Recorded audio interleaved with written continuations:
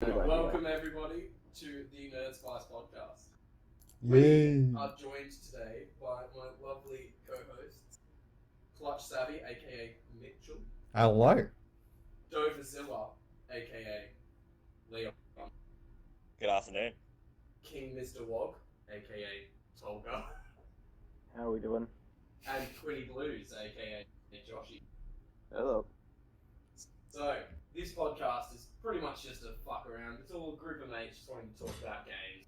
Want to talk about some industry news, bit of fun shit, talk about the games we've been playing, all the best stuff. What a fucking horrible intro, but we're going to stick with it. I believe in your dreams. Let's do it. Push on. Now, so who wants to start with a game they've been playing this week, yeah, guys? I reckon, why don't we give good old Mitchell... Oh, have I got the floor? You got the floor. Oh, baby. Well, yeah, I've been playing a couple of new games, free ones, because, you know, money's tight. We're all in isolation, unless you're getting some of the stimulants, and you're kind of like, hell yeah, a little bit of dollar. But we're sticking with the free games, still quite popular. I'll start with Valorant.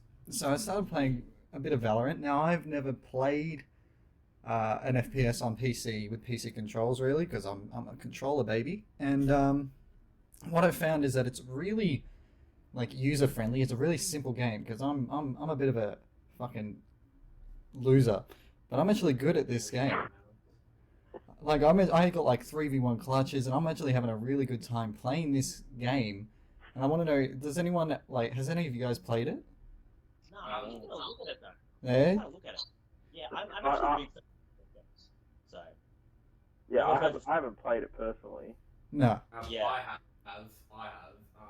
How was it? I was meant to join Mitchell's stream to play Valorant, and I messaged him saying I couldn't join. The reason why is because I fucking hated that game. I couldn't stand it. It's like however, between Overwatch and Counter-Strike, right? Yeah, it wasn't it is like... literally, that is the combination. It's a mix between like 7 different games, but it works, and I enjoy it. What were you going to say, Tolga? Oh, I thought it was... Wasn't it like almost steampunky Overwatch? Yeah, in a way, the art design, yeah, definitely steampunky. I'd say like the Overwatch art design it's very it's very cartoony. But the combat, the main core combat is very Counter-Strike. Like the core concept is very Counter-Strike. Oh, 100%. It's round one life elimination style combat. You've got a team of 5 people, is it, Mitch? Yeah, 5 team, I think. 5 or 6. And essentially, you can buy guns at the beginning of each round. You've got an attacking team and a defending team. Are they the same guns? Are the same guns available to everyone? Yeah. Yes. Oh, that is okay. I see, but ability is different, right? Abilities so the are abilities different. Hero specific. Yeah, and you actually have to buy them, and depending on which operator you are, it can cost between like 100 to like 400 or 500 for an ability. Yeah. Which is interesting. The abilities as well. Yeah, I mean, you get one ability for free, and obviously you have to wait until your main ability charges up, but you get 2 other abilities that you can choose to buy that can help you out depending on your strategy, which way you want to play the game. Do these reset on death, or Sorry? do these reset on death? They don't reset on death, but once you use them, you have to buy another one. Yeah. It's not a BR, is it? Like a battle royale? No. It's literally Overwatch art with CS It's gameplay. like 5v5 not deathmatch. 5v5. Search and destroy. In COD, yeah, search and destroy is the best. Yeah. Is it just like one game mode, or is there multiple? Yeah, at the moment it is. It's in its very early birth. It's bringing out ranked soon. I don't know when. They've got about 4 maps on rotation, but the rotation of the maps is really kind of weird because I play with my friends, and we literally played on one map for about 2 hours. It would not give us any other map. If it's by Riot Games, that's half expected. Yeah, exactly. And the thing is, you can't leave. No. So you have no option to leave the game. So you're trapped. Well, you can leave the game. It's just it can really fuck with you, and like any person who wants to play a PvP game doesn't want to be the person that fucking rage quit. Well, no, you actually don't have a leave to main menu option. What you have to do is just not pick an operator, which means you have to sit there for like 2.5 minutes. You know? I don't Is the game No, completely I- out yet? Yeah. It's full release, and they're bringing out updates, I guess, as they go forward. It's in a beta mode, isn't it? No, it's full release now, I think. Is it? Yeah. Oh shit. But Look, yeah. my biggest problem is not the core combat. I don't mind that. It's the fucking length of the matches. Like they really went full riot mode with going, hey, everyone loves League of Legends and how it goes for 50 fucking minutes. It's like the same here, man. Like I was playing one round for over 30 to 40 minutes. I was on the phone to a mate at the time, and I called him just as I'd started the game, and I was on the phone to him for about 40 minutes, still going through the same round. Yep. Same game. There's like what, 20-ish rounds, if not more. So it's first to 13.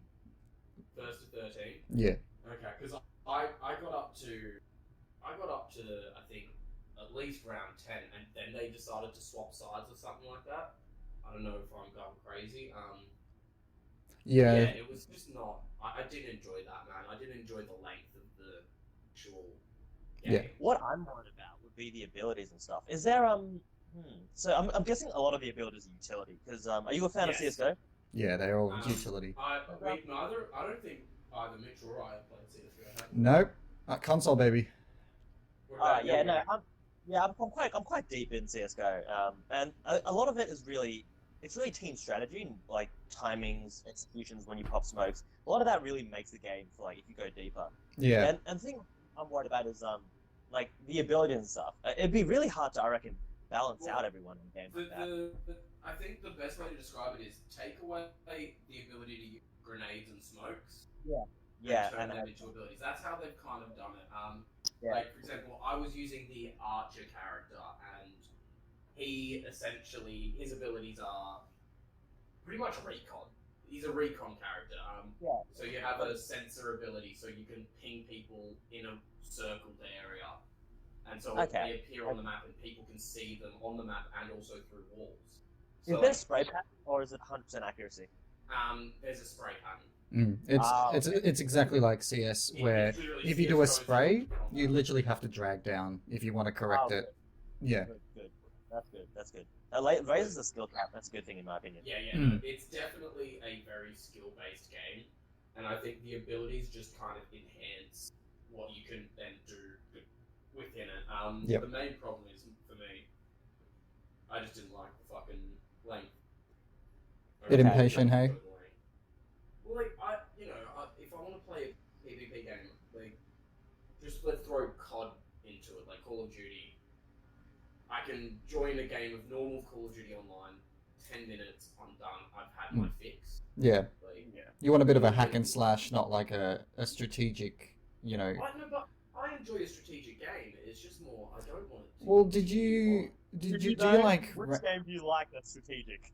do you like Rainbow Six Siege? Yeah, I enjoy Rainbow Six.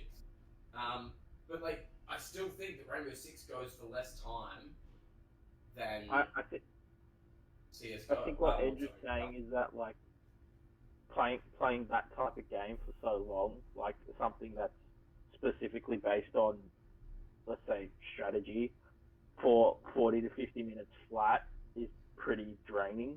Oh yeah. Like, and it's also just like, let's just say, like, I get ragey real fucking quick.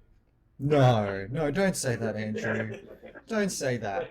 So like, Oh. this game like really wants to fucking remind you of how shit you are as a person, because it's like, yeah, you're losing, you're fucking losing hard. Yeah, deal with like 40 fucking minutes of it.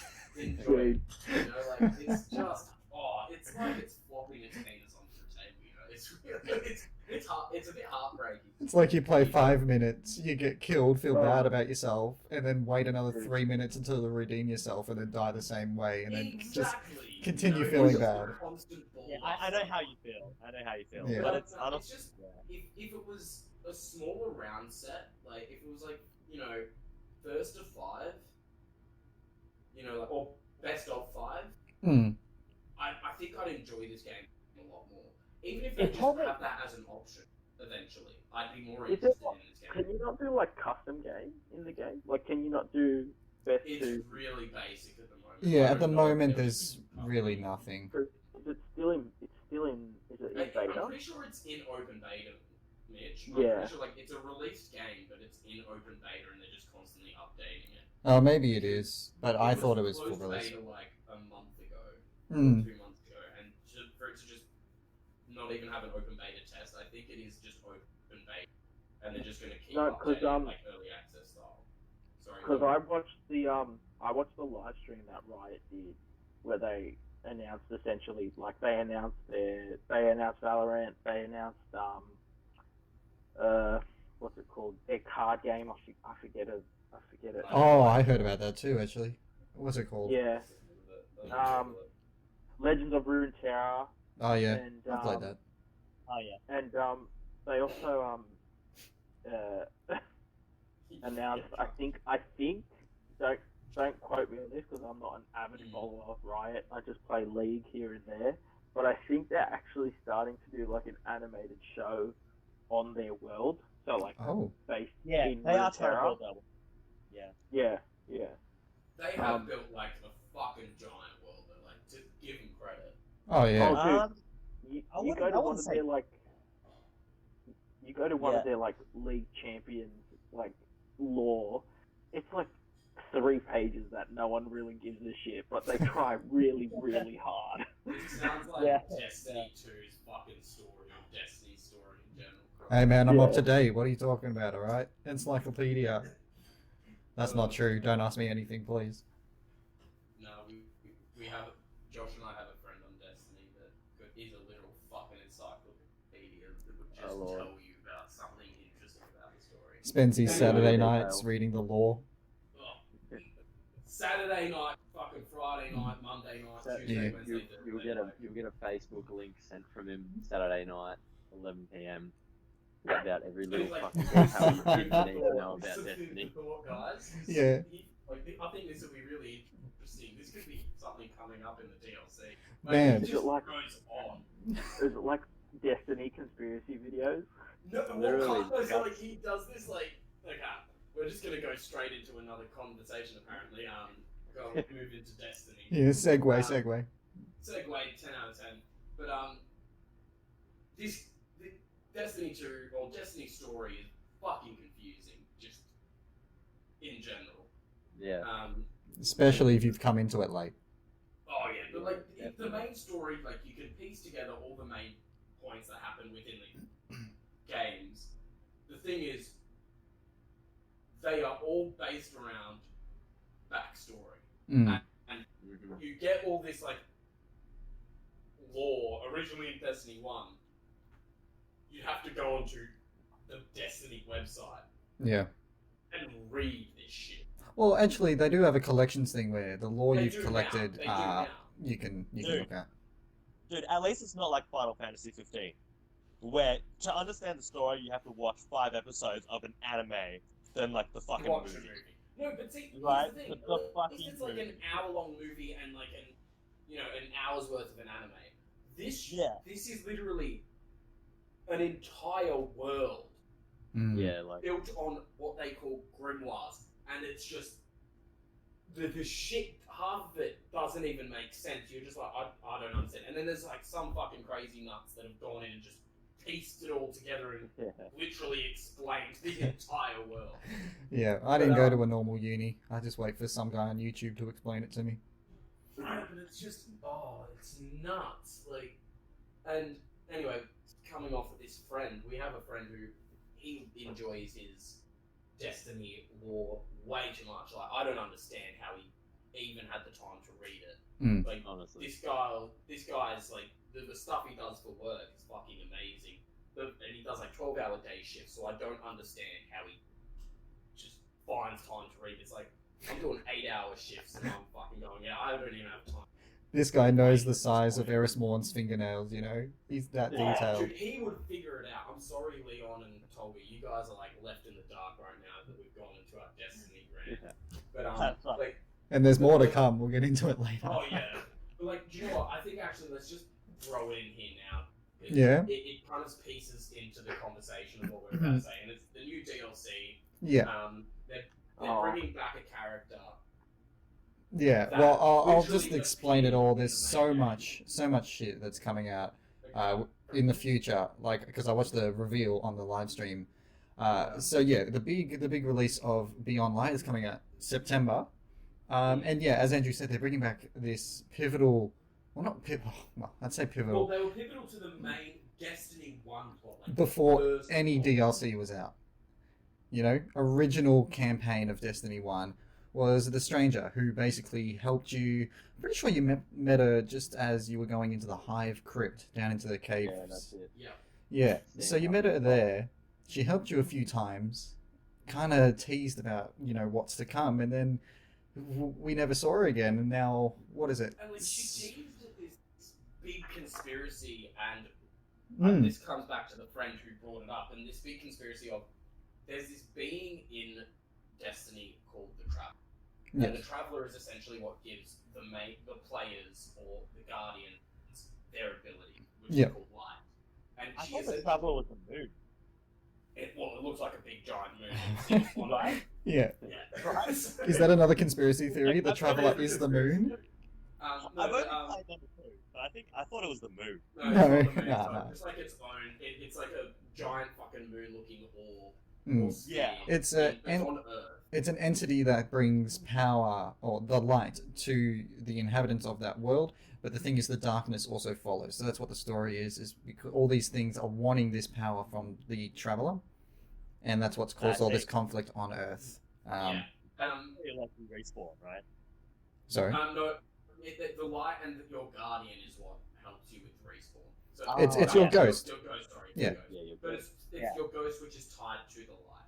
Yeah. Yep. Yeah. But yeah, moving on to like what kind of is in this expansion that's coming September, they're bringing in Europa, which was a original concept art world for D1. So maybe that was why the Stranger didn't come into That's what I'm D1. thinking. 'Cause, Maybe they had ideas for that world and that story, yeah. but they kind of scrapped it. So her storyline probably got scrapped. But the reason I say that is because the Europa world is actually the home and birthplace of Exos. So the whole race of Exos was born on Europa. So a lot of people have been saying, I don't fucking know that. yeah, well, I just hear people say these things. But apparently, or people are thinking that we're going to be teaming up with Exos to bring down this new darkness in this Pyramidian ships that are heading to Earth. But what the trailer revealed is that there's actually a dormant or just newly awakened Pyramidian ship on Europa. So they've brought Eris and the Drifter there. Two people that are heavily, with the darkness, always using darkness to help. And you're fighting Aramis. So she's out on revenge of some path. And Of course. the way the Destiny developers described it, they like to call it eras. So we've just moved from an era of great loss. We've lost a mentor in like Cade, and all these things have gone wrong. The tower was Spoiler blah blah alert. blah. Look, we're well past that. That was 2-3 years ago. All right, I'm moving on to new It was DLC like content. last year, man. Nah, dude, it was not. It was ages ago. Sorry if I ruined it, but what are you doing? Really? Yeah. And it wasn't a secret anyways. That was like a big thing when the DLC was coming out. Everyone's like, oh, Cade's when Cade's Ted dead. died? Yeah. Yeah. Yeah. Even I knew about that. I Yeah. didn't even play the game. It's not a That's spoiler. depressing shit, though. That But that's the best thing. yeah, so this is the era of loss that we've just gone into, and we're going to an era of darkness. They described it because they brought in a new damage type, which is the darkness, which is called stasis. So it's brand new, and we actually get to wield darkness like you would Solar, Arc, and Void, which I think is really I cool. do not fucking know about this. I haven't Yeah. even watched the trailer for this expansion yet. Yeah. I just saw the Stranger and went, nice. Yeah, I know everyone's excited about the Stranger, and I'm wondering how much they use her and how much she's involved. She'll probably just end up another forgotten character that's like you go to get bounties for the first 2 months, and I then mean, Here's the thing though, I'm going to bring up that friend that I was talking about. He brought up an interesting point, which was the Stranger in Destiny 1 essentially went, the Traveler is not what it seems. And like kind of hinting at potentially this being of light, this supposed good thing, isn't all that good. Yeah. and that never got answered, never got touched upon again Mm. until recently. I don't remember what exactly my friend was talking about. It was to do with the most recent season. Mm. Eris said Yeah. something, and it kind of alluded to the darkness not necessarily being all that evil. Yeah. And the traveler not being all that good again. And There's so always been quotes of people in Destiny saying the line between lightness and darkness is really thin. And Destiny, the developers themselves have said this is the season, as in the September 22nd Beyond Light DLC, is when you discover the true nature of the light and the dark. So I think it's all coming into peace now. That's why I wonder if the traveler will, not the traveler, the stranger will be a much bigger role in the story maybe than we expect, just because. I'd hope so. I really hope so too, because it was the most interesting thing in Destiny 1 year Well, one. if you're gonna bring back a character that people have been missing for 6 years, you bloody make it worth it, you know? The people have been missing. People have been going, what the fuck happened? She was so important and integral to the main plot and she just never came back. I feel like every DLC after the main one, everyone's like, where's the stranger? Where is she? What are you doing? Even D2, they're like, where's the stranger? And now they've brought out the stranger and everyone's like, oh, fuck, shit. Yeah, everyone's trying to. I feel like Destiny fans collectively kind of lost their shit. Mm. But at the same time, like, should I pay for another DLC for this? Oh, I'm getting the deluxe, bro. I'm getting the deluxe I mean- pre-order. The answer is yes. You always buy the deluxe version. Well, here's the thing, right? Here's the conundrum that is with like what Destiny 2 is now.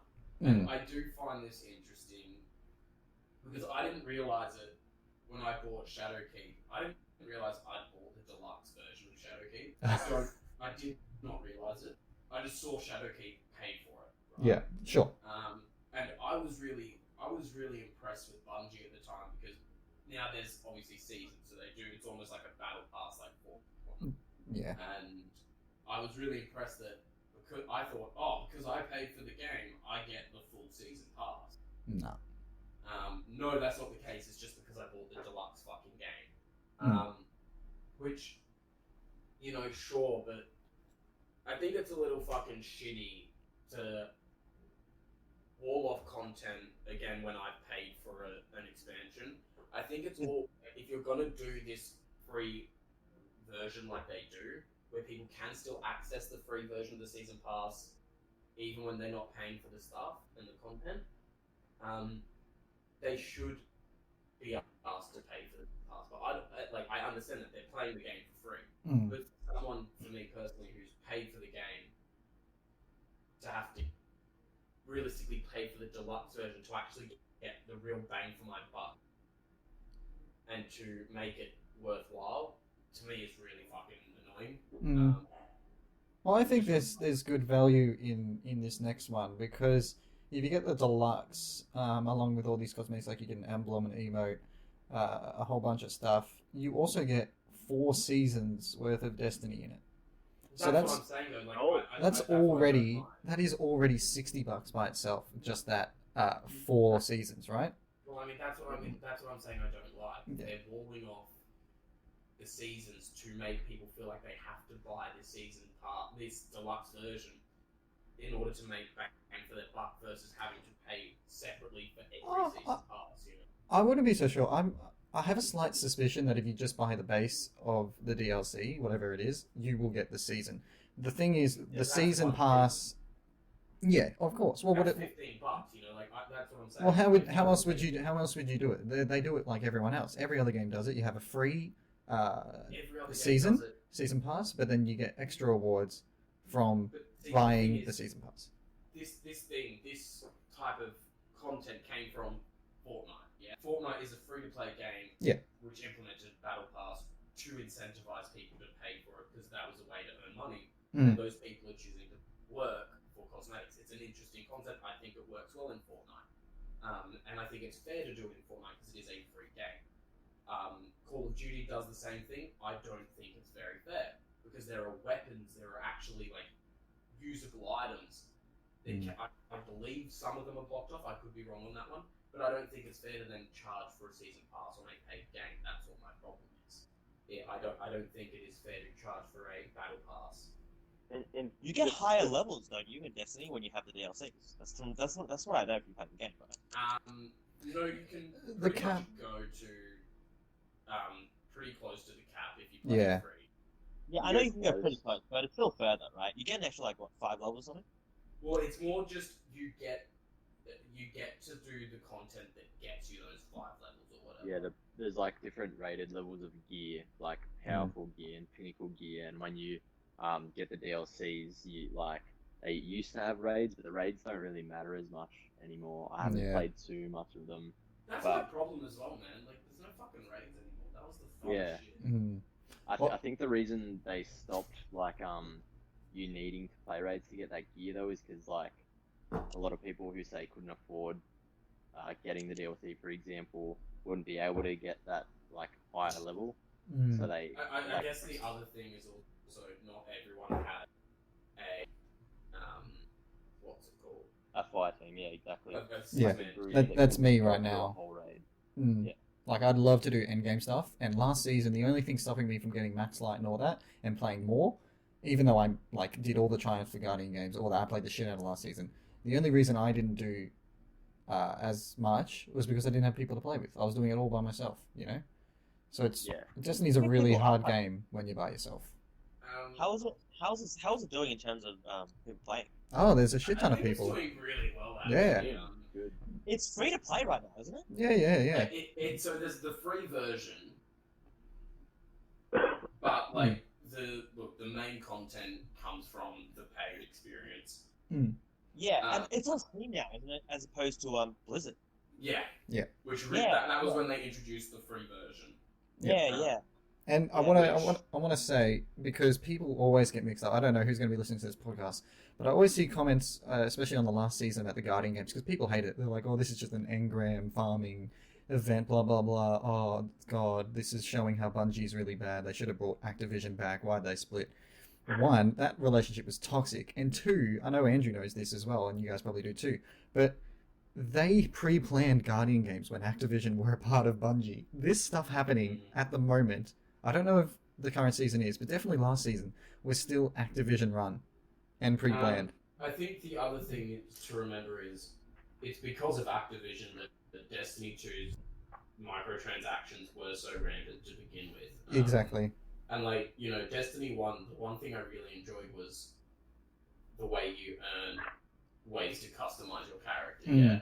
And Destiny 2 took that and it actually happened at the end of Destiny 1 as well, where they went, let's create a fucking store and let's make people able to purchase some small cosmetics in Destiny 1, and then Destiny 2 they went, all of our cosmetics are tied to this. Yep. All of the non-playable stuff is tied to this. You have to buy it. And they even went to the point essentially they got to a point where they went, hey, you know how you liked to color your armor and color your character the way you wanted? You really like certain color sets.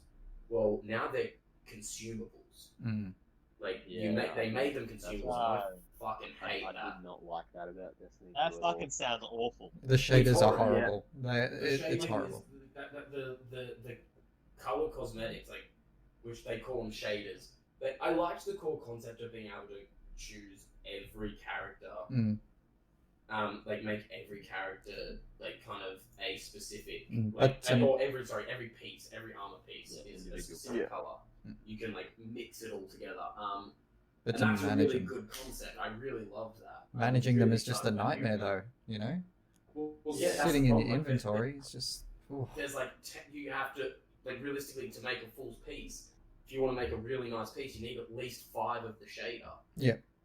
You need 5 consumable shaders, and then once they're gone, they're gone. I think recently they made them into you can recraft them now. Yeah. If you've unlocked them. Yeah, you can. That was a post leaving Activision thing.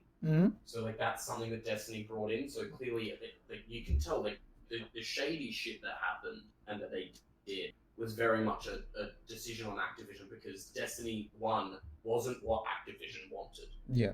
Well, they wanted Call of Duty MMO. Yeah. Or Halo MMO. Yeah.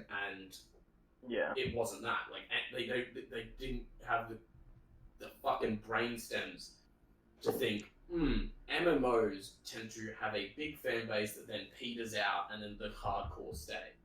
They didn't even think about that at all. You can tell because they didn't realize that, once they bought the game and the DLC, we're not getting recurring money, fuck this. And then let's throw in the microtransactions. And yeah, it's just a real shame because Destiny 2, in my opinion, is better than Destiny 1 in some ways. I think the actual gameplay, I think it feels a lot smoother in Destiny 2. I think there are some decisions that weren't good. I don't like the weird any weapon can be a primary, secondary, or heavy. You can find grenade launcher primaries. Fucking hate that. Oh, I cannot stop raging about the mountaintop. Oh mate, is that the new one? No, that's been around a while. That's been sitting with me for a while. Don't worry. Oh no, I'm talking about I also hate the new one. The new one's a pain in the ass too. Cause I think not it's only is it a grenade launcher, but it drops like lights. Which it drops you're an playing on a AoE. map. I that's, think like, it's small hallways. Oh, and I don't you get know. Stuck in a corner. Sometimes it's a pain in the ass. I think it's really balanced because I haven't gotten killed by one yet. I play a lot of Crucible, and I think it's really balanced. One, because it's an exotic, so you can only use one exotic, so fair enough. Two, it's not like the mountaintop where if you hit them, if you get a direct impact, they die, which is fair enough because it's not always easy to get a direct impact with a grenade launcher. But if you hit it next to you, you can always just jump and fly away, right? And you just don't go to where it's landed. Well, I mean, I guess it's a bit of a problem though, like in a game mode like Control, where it is all about staying in one position and taking over a spot. And if they drop a fucking grenade launcher that spawns an AoE long-lasting area of effect. Yeah, but they only got 2 shots, So I think it's fair, power to them for using that weapon. It's a 2-shot unless you pick a more special But the thing is, exotic. My problem is how long it can last. So if they do a clean hit on the control point, the majority of the control point is untouchable for a period of time. Even if you kill them, you've then got to wait for an enemy to come in. It's just, it gets frustrating. I don't think it's actually, I agree with you, I think it's a pretty fair gun. It is pretty fair. It's just more just frustrating. Yeah. My main issue with it is when you say you're playing 3v3 and you run into a team where at least 2 or more of the players have it, and you're on like a small map where it's just like a pub stomp of these fucking lights. I think just grenade launchers in general just give me the shit to make me rage. So it is fair that it is it's a fair weapon seeing as it is an exotic. So it's probably the most fair overpowered weapon in the game. Yeah, sure. Now I don't want to keep talking about Destiny because I know a couple of them are doing it. So I'm just going to wrap it up talking about next gen and kind of what they're working towards in the future. Going back to customization and how you were a bit frustrated with all that stuff. They were talking, I'm not 100% sure on it, but I know ornaments, like armor ornaments. I don't know if you guys know about those. Yeah, so they're bringing all those out for free, I'm pretty sure. So they'll all be in a collection. You can go between them. Shaders and stuff, I'm not sure, but I know ornaments are coming out for free. So customization will be a lot easier and a lot more open. Just to bring the armor ornaments thing into conversation quickly, so we can wrap this up. I think the armor ornaments should be the thing that should be collectible, should be the one that you try and work hard to unlock. Well, that's what I do work to unlock in the season pass. That's what I do it for, Yeah, I think the armor ornaments is actually the silly thing to make free. It should be the shaders that should be free. It should be the color options that make it free. The actual design of an armor piece should be the one that you work to. Yep. Going back to Destiny 1, my favorite period of time was during the Crota raid, during the first DLC, and Hawkmoon. just the deals, but just the armor. I was playing Wizard at that time, and the fucking armor for Wizard was dope. You look like fucking Sauron. I think the armor in Destiny 1, the designs are a lot better than what they designed in Destiny 2. Well, I think what it came down to is they made less. There wasn't as many armor choices, so they had more time to focus on them. Whereas this time they went, let's just mass fucking produce it, and it's a problem with a lot of games that do this loot style of game, and they kind of ruined this mass production of it. Like I think that's just a problem with modern looter games. Yeah. Is they like, well, how do we improve on our sequel? Yeah. Loot. Bam.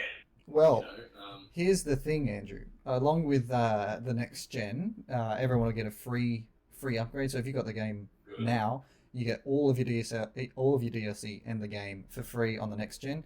Also, Nice. it supports cross-platform. Intergenerational crossplay. So PS4 can play with Nice. PS5, Xbox One can play with Xbox, whatever the brick is. So that's good. Xbox Fridge.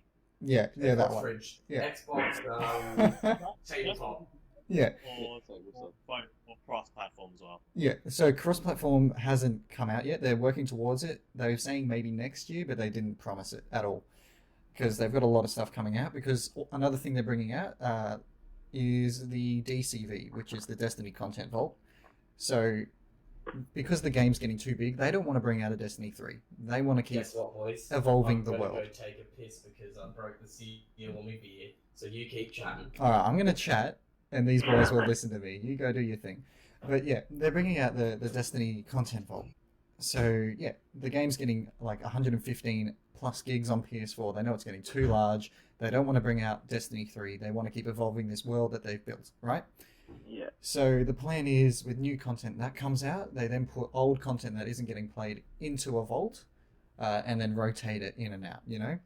Okay, That's- so, like, That's you the mean, way like, to do it, man. Yeah, but here's the better thing. You're talking about Crota Raid. They then talked about bringing Destiny 1 stuff through that vault and put it into that vault to then rotate it in. So you can have like Vault of Glass, Crota Raid, all that, Gen 1 shit in Destiny 2, while the world's still evolving, So they're really trying to bring in stuff to keep those players playing, which I think is really good. Yeah, 100%. And they've also planned the next 2 DLCs, like big DLCs. So 2021 was the Witch Queen, so that'll be another huge one. Hello, Andrew, welcome back. And Lightfall is going to be like the ending of an arc, I think, in Destiny in 2022. So we've still got a long way to go. Yeah. These spiritual kind of technological mixed with spiritual games. Mm. I don't know. I feel like Destiny is kind of like a sci-fi game, but they kind of mix in like I don't know how to put it, magical elements. Yeah, I was gonna say it's very sci-fi fantasy. It's mixed with like a lot of fantastical elements. Yeah. It's something like Horizon Zero Dawn I could never get into. Like robot dinosaurs in concept sounds cool. But, I mean, if you look at the 4th Transformer movie, you'll know they're not a good fucking idea. Most of the people that play that To game be are the ones fair, that watch like the Robot Wars on, Channel 1 on a Sunday afternoon. To be fair though, in Horizon Zero Dawn's defense, it did it better than both Transformers movies. I know, but still, I'm like, I see robot dinosaur and I'm like, oh, it's a bit too far. I feel like my dinosaur should be, non-robot. And I want a real dinosaur. Oh, man. Okay, so I think we should stray from Destiny. Yeah. bow. Why does she use? I haven't really played that much of it, so I don't really understand why she uses a fucking bow on it as well. Because she's a cave woman. Cool. Right, exactly. How are you a cave woman when But it's a uses futuristic bow, okay? She's a future cave woman, alright? It's timeless. Leon, it's 2020. Let's stop questioning things, okay? Yeah. No. You're such a bow racist. You're a bowist. Yeah, that's it. Didn't you just buy a recurve bow? I did, but I don't shoot robot Just dinosaurs. shut up! So then, what if there was a robot apocalypse? Oh, he's What do ready. you do now, huh? He's ready. You know what? I would probably not use the bow. That's one thing I wouldn't use. What would you use? Not the bow, not my fists. Probably run. But that's a different. So instead of carrying a weapon with you, you'd rather just run. You know what? The weapon would probably slow you down. How much is the bow really going to help you against robot fucking dinosaurs? Well, how much is your stamina Well, going to help not you gonna against a ride the robot robot. that doesn't have stamina? Right. You And know? can probably jump like 30 feet in like one step. I think you need to go watch the Terminator films, mate, and see how it would go for you. Like, Hey, the graphics look really good. The graphics Yeah. definitely look good. Oh, it's okay, beautiful. Let's continue on to Yeah, who Tol- didn't talk about Destiny 2? You can have the reins for a while. Tolga. What Oh. have you been playing, man? Well, I just finished Breath of the Wild. Oh, Nice. fuck. Oh, jeez. I hopped on that Switch train super late, and then obviously quarantine and all that jazz happened, and then everyone was like, "Oh, let's buy a Switch so we can play Animal Crossing." How long did it take you to get your order? I remember you talking to me about it. It took about 2 or 3 weeks because, so long story short, what happened was it said it was going to come in like a week, and then literally the weekend that I bought it, the day after, it was like quarantine is now in effect. And so then as I was watching the tracking data, it just went from like it's now 1 month away to 2 months away to like 3 months away. And I was like, oh fuck me, you're joking. And I finally called them up because, like, obviously if it's 3 months away, I'm not happy. I want my money back. I'll pay for it then. Wait, did you pay for it, like prepay for it, or? I put a deposit on it. Okay. Oh, okay, yeah. Yeah, so like a 150 deposit on it or something. Okay, Like okay. that. And Still, that's 150. and then the first thing that essentially came as soon as I got on the line was an automated message of how, you know, if you bought it before this allotted time, it'll be here with you by the end of the month. Right. So the website told me it's 2 months away, but then it was actually only like 2 weeks away. Okay. And that's because the box actually had to stay in quarantine. For Yeah, 2 they weeks. have to go through customs and stuff. Yeah. That was the same with work. Like where I work, we had some stuff coming in from Turkey, and it was in the country for about a month. Yeah. And they just have to clear it through and clean it up. They have to clean through it and just make sure there's nothing. So Oh, how long did it yeah. take you to beat Breath of the Wild? Like, have you done all of it? I haven't 100% complete. Dude, there's like 900 Korok seeds. Yeah, I was gonna say that game is huge. Dude, I've never done the Korok, like all the Korok seeds. That shit, like, because that is Oh. the Oh, no way, yeah. like the do you know what the reward is for the Korok seed? I don't Is it know. all- Golden poo. You get a golden poo. Are you Nice. kidding me? Literal golden fucking poo. Yeah. That's a massive slap to the face. Like, no, that's like the best fuck you that I've ever heard of. So it's And like, I'm hey- oh, so you spent this much time, have a golden shit for your It's fuck basically bucks. calling you a piece of shit, but like the best of the piece of shits, you know? Dude, They polished that too. Riddler ones? You remember the those Riddler trophies in any Batman Oh. game ever? Yeah, I've never played them. It's like that, except it's so much harder because you can't see them. They're fucking invisible all But the time. like, here's the thing. At least with the Riddler one, you know, you get a bit of extra story. I just Yeah, you I gotta just Center photo of what you get. Yeah, so that's the golden poo. Wow. It's Yeah, that's- literal golden poo. It's It's an actual literal golden golden poo. shit. But no, so like at least with the Riddler stuff, you get some story.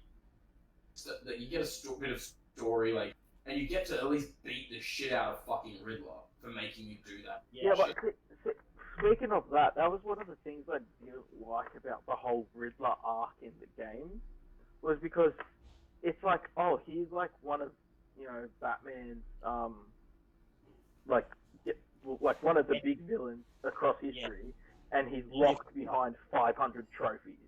Yeah, I agree right there. I actually agree. No, I agree. I think they were shit. I did do them in Arkham Knight though. I 100%ed Arkham Knight. Really? Yep. On That- PS4. I only found that out last week. I told him that's a fucking big effort there. Thank you. I was pretty proud of myself, and I enjoyed that. I actually think the boss fight with Riddler is really fun. I do agree though. I think it's a real fucking shame that it's hidden behind so much bullshit.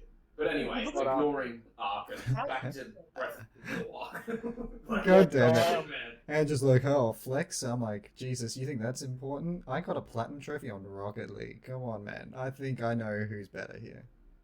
I got a platinum trophy for God of War on the PS4. Oh, no. Rocket League. Okay. Fuck off, bitch. I finished Dark Souls 2 with no deaths and no bonfires. Alright, who's this guy? Get him out of There here. you go. Actually, I think Josh has the best flex. Josh, Go you on. have a few platinums, don't you? My platinum's like The Walking Dead season 1.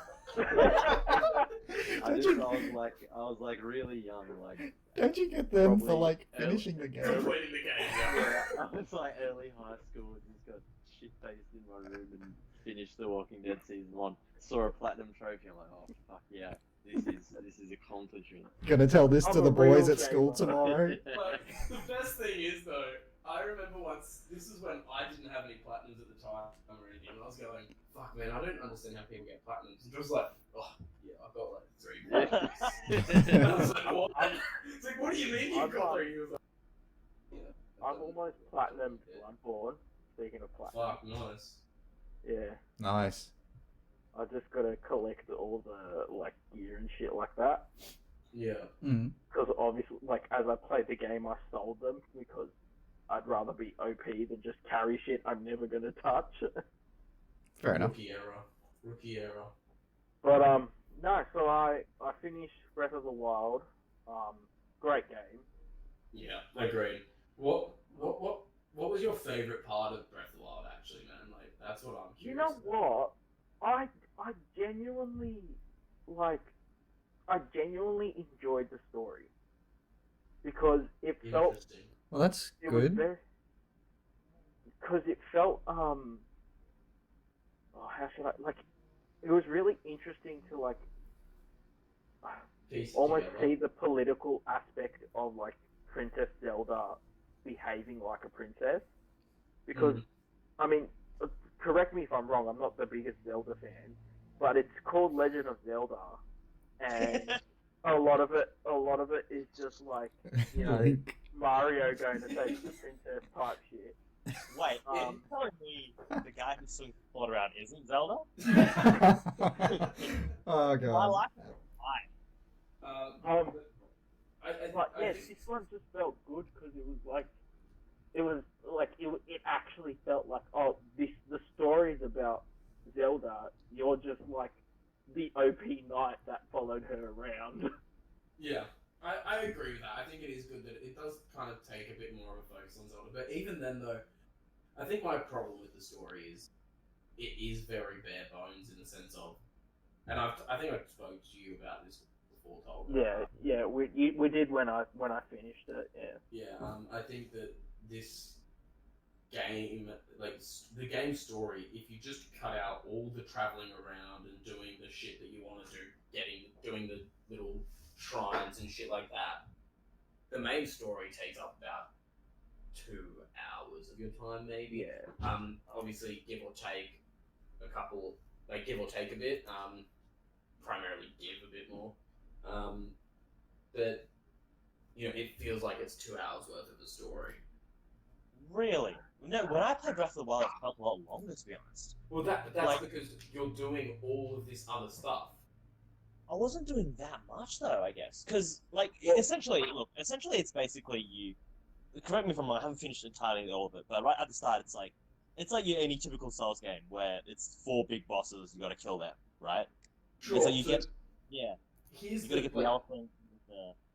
yeah. So Yeah. you've got the main like dungeons or the Yeah. beasts, the divine beasts. The And blight. then, but then after the divine beast, it's go kill Ganon. Yeah, and then it's over? There's no, yeah. Yeah. And then I you thought- beat Ganon, and then they go, okay, you've beaten Ganon, but now you're like, it doesn't make sense for you to travel around this world, so you go back. They take you back in time before you've beaten Ganon, and you go. But fuck did stuff you take Oh. did you go out of your way to collect all the memories and stuff. Not Yeah, so, like, memory, the but memories- the shrines. The shrines I did. The shrines I definitely did. So the memories I did a bit of, but like that's the thing though. That's a side content thing. Like that. No, if- but the thing even is, if it's sorry. You well, go. the thing is, if you collect, so I played it in such like, as in the only thing I didn't do With was- the Korok seeds. were the Korok seeds. Yeah. So it took me like a solid month, and at the time, obviously, we were in more heavier quarantine. Yeah. So like I had time on my hands to play it. So I collected all the memories, and the thing about the memories is that's why I got the feeling that this was Zelda's story rather than Link's. Like, because for those who played it or haven't played it, Link is just essentially the only one that made it out. Like, he's been in stasis for 100 years healing, and out of all the people who were trying to beat Ganon 100 years ago, he's the only one that made it out. Mm. So when you play it, it doesn't feel like I'm the hero, etc., etc. It more feels like if I'm not gonna do it, no one else is gonna. Yeah. I think though the problem then lies with the memories is it's almost like a problem. The same problem as you could say with the Riddler trophies is locking a very important character or a very important plot line behind a collectible. Yeah. You know, and I think that's a massive problem. That's a massive flaw, like because someone who I didn't collect all the memories. Yeah. You Okay. fucking failure. Fuck off, Josh. Yeah, Josh. Just because you've got a platinum trophy from fucking Walking Dead. Andrew, I don't know why you're blaming him. That was me. Yeah. Only the second time Was today. that Josh? I'm The first time it wasn't even me. Oh, no. Hello. Fuck, sorry, mate. hello, Clutch Fuck Savvy you, over bitch. here. Yeah, Fuck you, bitch. that's the second time today. Second time you've impersonated Josh, you bastard. It's some reoccurring thing where you I'm giving Josh a bad reputation. Oh, no. This is Well, trash jazz.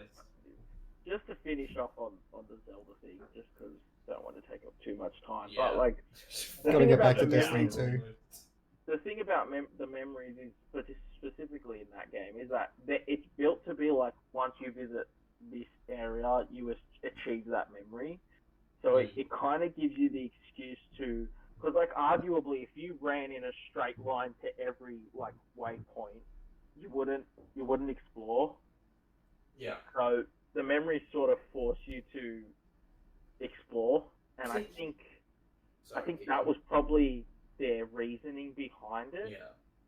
I can see that. I can see that. I just think it was done poorly in the sense of I wanted to explore to do the shrines. The shrines were my incentive to explore. So Yeah. I never even looked for the memories. Like I didn't even look for them.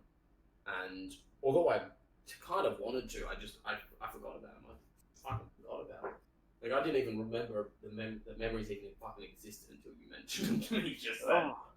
Bro, you didn't get the true ending then. Oh, fuck that! I don't care. I'll Google it. Bro, fucking. You gotta Anyway, get. what else have you played, Togs? I've been playing Warzone.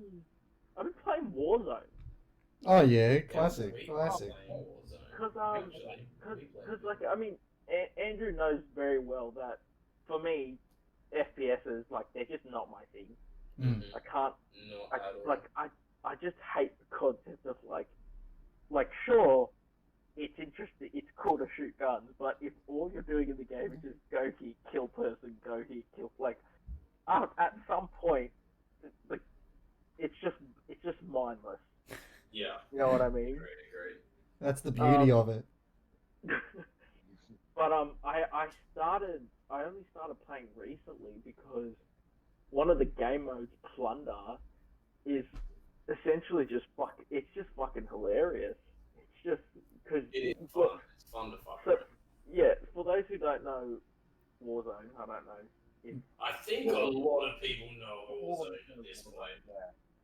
Yeah, but dude, I just like essentially just because like there was this one game I played with one of my mates, and it was the first game we had played like that night, and we got first, and all we did was go to the prison, just collect all the supply boxes in there, and just wait till everyone else died out. And Nice. we won. It's not fun like that, though, I reckon. I mean, you can do the same thing in any VR game, Yeah, and I don't know it isn't that. Mm. But still, I'm a guy who prefers more like going in for the bloodbaths. You know, if you win, you win. Well, that's the difference with Plunder, though. Plunder isn't a VR. So Yeah, I know. They show you, and everyone can come to you and attack you, right? Kind of. They show you if you're in the top 3 teams, but Right. It's a money thing, isn't it? yeah. So it's like the money concept that is used in the battle royale mode, but on a bigger scale where the whole points system, it's all based. The score is based off the money that you collect, and so you can collect money through opening up loot boxes, supply crates, opening up, just finding it around the map and doing these 3 types of missions, which is a recon, a bounty, and a supply. Yeah, there's actually new ones now. So they've changed it from plunder to blood money. Oh, okay. So now you get kills. You get money for just kills, even if that said person doesn't have money on them. Mm. Right. Because every time you kill someone with money, money drops. But now you just get like base amount of money from killing someone. And they've also introduced this cool new thing of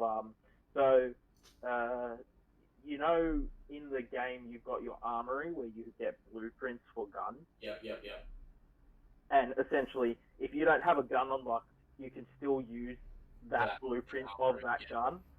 So like stuff that you'll never unlock because you're not a COD master god.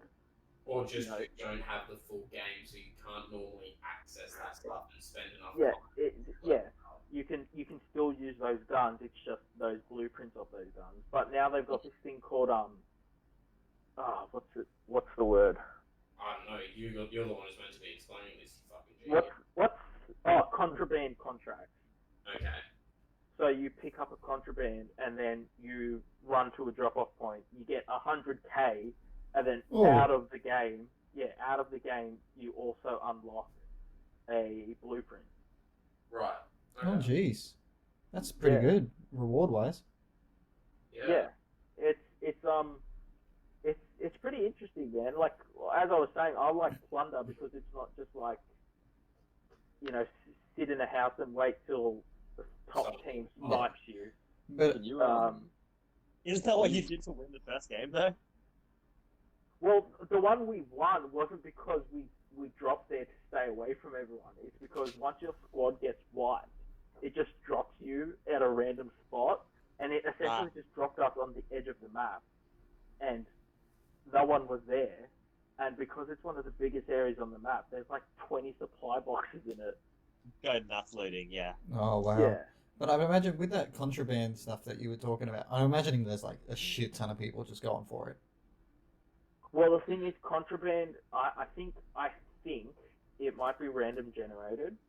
Like, it's not like you can... Normally what happens is, for example, you'll do a supply contract, and then on, like, the last box you open, you may or may not get a contraband contract simultaneously. So it's not something that's marked on the map. So it's not like... Because if that was the case, you know... You get 50 people there. You split your 4-man team, and you get four contraband contracts in like 10 minutes. You know. But no, I'm genuinely shocked at how much I'm enjoying it as well. Yeah, they've really kind of just improved all of it from Black Ops 4. What was the one called in Black Ops 4?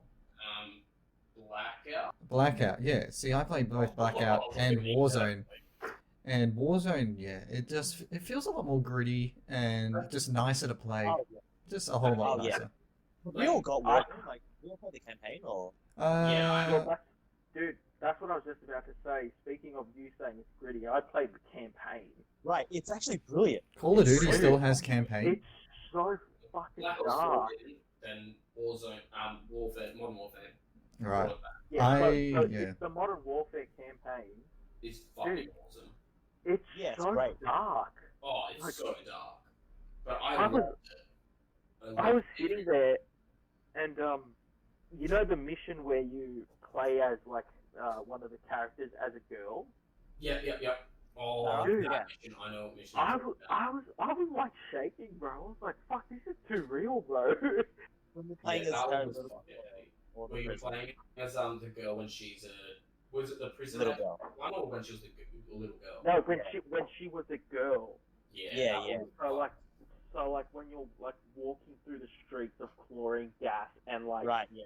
Oh, jeez. like The one- children yeah. are dead. Like, oh, dude, One thing it's I so think the game dark. does really well, the campaign from all aspects, not many games as well, is it really puts you in the place of the character. Yeah. And most of the time, like, you don't give a shit. You're like, all snugged up like a fucking couch potato at home being a fat lazy fuck. But like, I feel you know, attacked. it's different.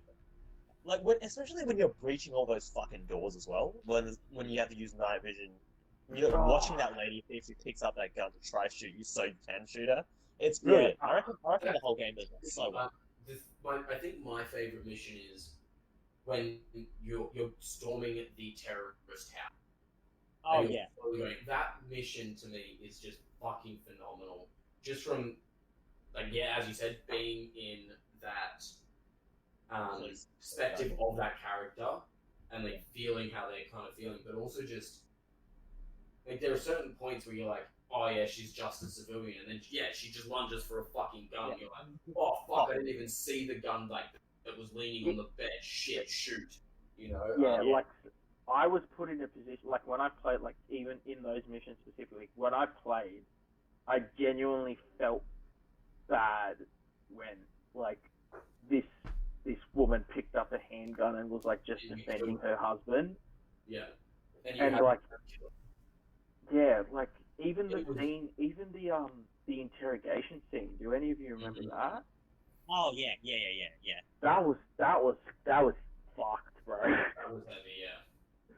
I was Yeah, like, when it was like, are you in or out? I was like, oh, I don't know. I don't want to be, but I want to continue. Like, Yeah. oh. But That part was I was, so good. yeah, oh, dude, I don't know. It just, Story, Josh? What's that? Have you played the story? No, I haven't. Oh, well, we'll spoil it for you then. Yeah, don't worry. I haven't played it either. I'm just listening in. I honestly would recommend it. Like I know that Yeah, you it's mentioned right. the story. Oh, I understand that you don't play a lot of single player games. But, no, I used to play every campaign like back in the day, but then when I lost, because it was Call of Duty Ghosts, where I just went, this is shit. This is just shit. And then Quite like, a lot more. yeah. It I kind of brought back.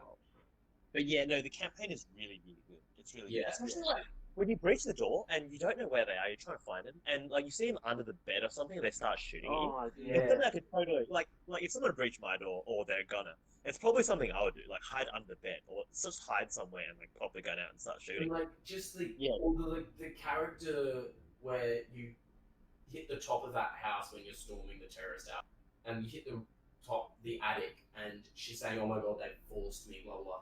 And she's going, and you're like, "Oh, we've saved this person," and then she just fucking lunges.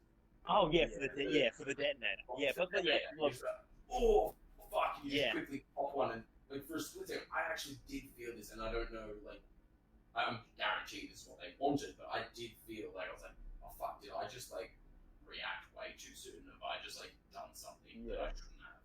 And then Funny- they funny- showed that it was a detonator, and I was like, oh thank fuck! I felt so guilty for a second, but she would not let me up, so it's okay. Yeah. Now, funny you should say that. The first time I went in, I threw a flashbang before, and I immediately turned the corner because like I just chucked a flashbang, and she actually scared me, and a reaction shot her.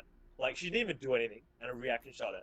But it didn't trigger a game-ending flag, so it didn't make me stop, which is why I was like, oh wait, what? What happened? So you know when you shoot a civilian when you're not meant to. I don't know if you guys, but I went through shooting everyone.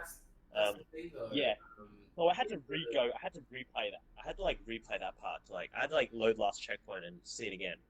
Because But that's yeah. the thing, though, right? Like with that, you say that normally when you kill a civilian, but there's the terrorist mission at the beginning when you first play as the police.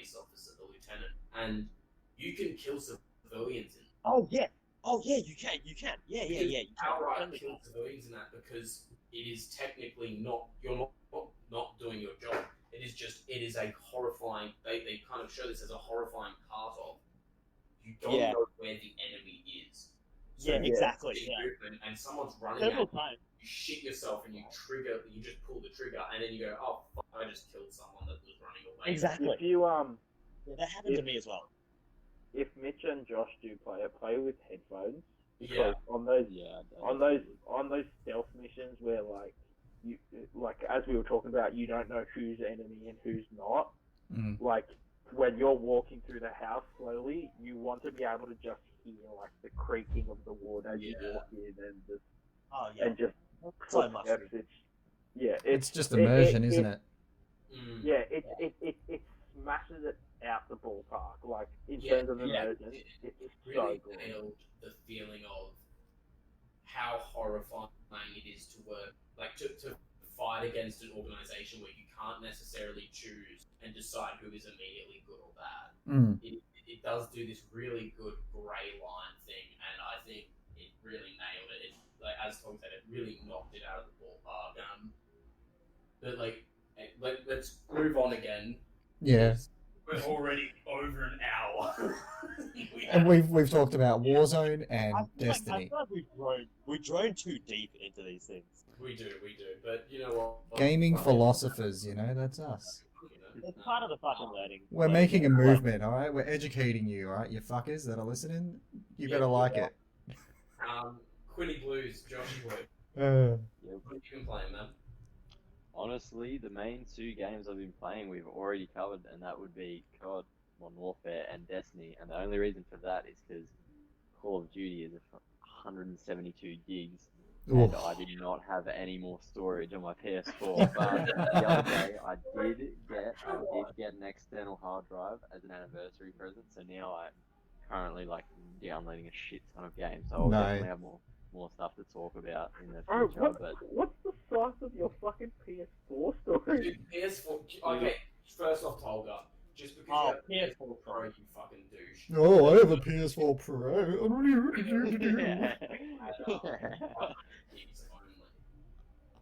What? Only 500 gigs. 500 gigs. PS4 only has 500 gigs. Yeah, and Destiny would already take up 120. Actually, Josh, do you want to talk about your experiences actually coming into Destiny 2 late? Well, yeah, because here's the thing. I was a massive Destiny 1 nerd. I played throughout all the story, etc., and then got really into the competitive PvP. I enjoyed what they did with that. Oh, yes. And then I don't know why, but when they released Destiny 2, for some reason it felt too soon, and I tried playing it, but didn't really get into it. So, I left it 5 years or whatever. Jumped into it, and holy shit, there's all this story which I've just got no idea what was going on. So at first I only played a little bit, but then I ended up getting not the most recent now, but the previous season. Played that. That was great fun. Didn't take too long to complete the new story, but it got me. It doesn't. It was good that you can get to well, they call it power now instead of light, the power level, so you can play competitive with everyone else and not get destroyed. But it's pretty decent, seeing as you can get up to that power level now. But yeah, I've just honestly Destiny 2, I've just been playing competitive, mainly PvP, because there hasn't heaps of story to do. Yeah, tell me more about that competitive. Tell me more. What would you like to know about the competitive? Are you any good? Am I good? I'm looking for friends. I'm handing out flyers. Josh is actually really fucking good. I literally just did a stream last night, Destiny 2 competitive, and went from Brave 3 to Fabled 3. Yeah. I'm just looking for people to help me. I'll definitely be keen to join. I have 110% clue what Post that some of your means. shit on the chat. Post some of the videos you got. Oh, you want me to? Yeah, I'll post post a them few shortly. in the chat. I'll try to get them now. But yeah, for example, in Destiny 1, I think I got my Crucible rank to above 100 or something ridiculous. It was either I've got a photo of it at like 66 or something, but I'm definitely pretty sure I got my Crucible to above 100. The amount of hours or like I think it was months of gameplay just in PvP in Destiny 1 was crazy. And I could obviously do a lot more because I was in school then and had all the time in the world. This kid, Wow. This kid was the type of kid that used what was that shitty ass fucking sniper in D1? Defiance, Wings of No, I- sniper. which What for? Destiny 2 or Destiny 1? Destiny 1.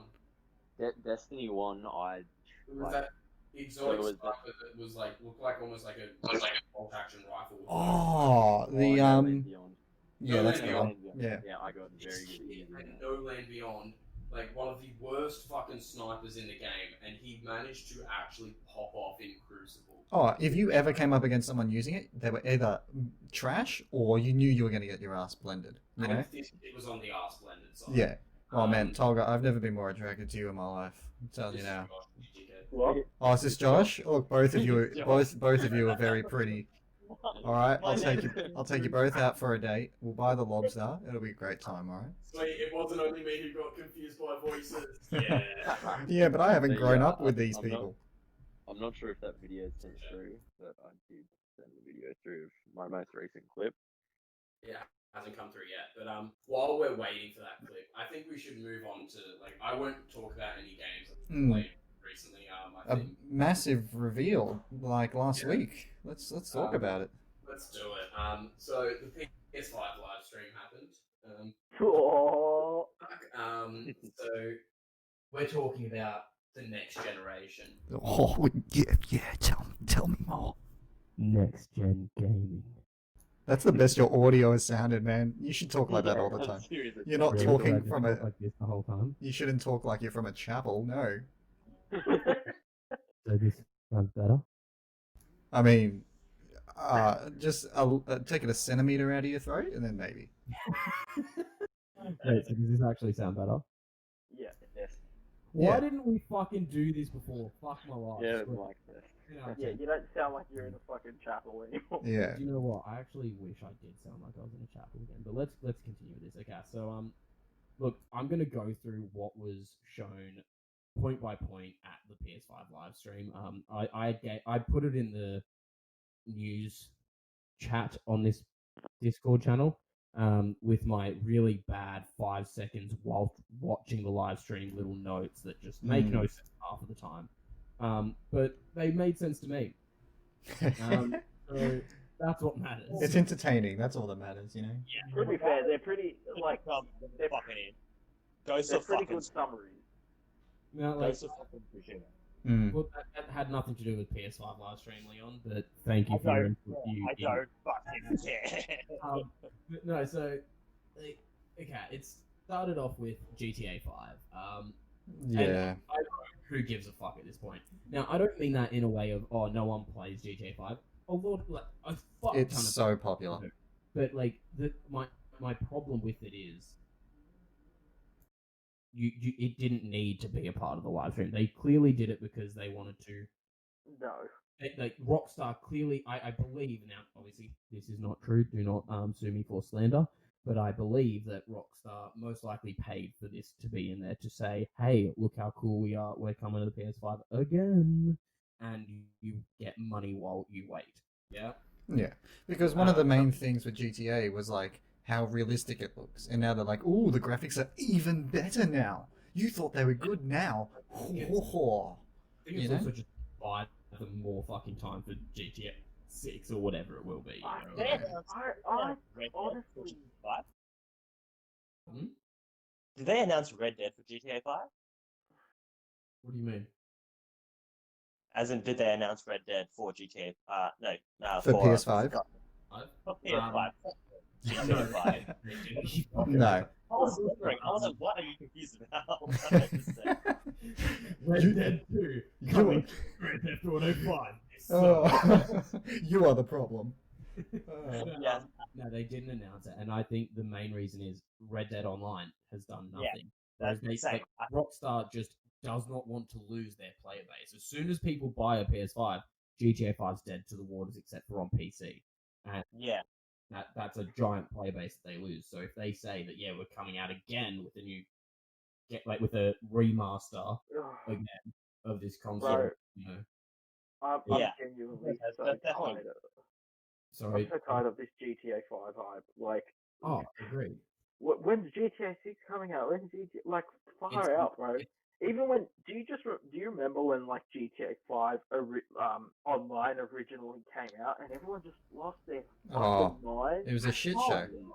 I thought GTA 5 when it originally came out got a really poor reception, and it wasn't until they actually finally did the heist that people actually started to really lose their shit for it. Really? My understanding was that everyone loved the PvE content, but the thing when they released the online, that's when it got shitty because their servers were not up to scratch, and it Yeah. was really laggy, really glitchy, That's what I mean. and unplayable. Really. Online came out, it was poorly received until the heists came out. Yeah, see, all I remember is when online came out, people just lost their fucking marbles.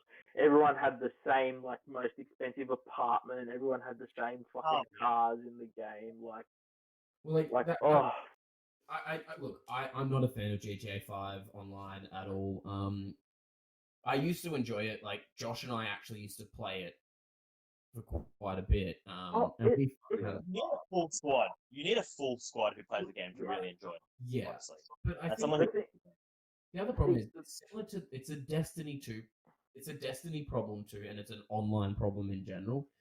Every online game now needs your time, like your full attention, and that's Oh, it. 100%. It's so hard to go between games and give it as much love as you want, and to like get yourself to a level in every game where you're happy. You know.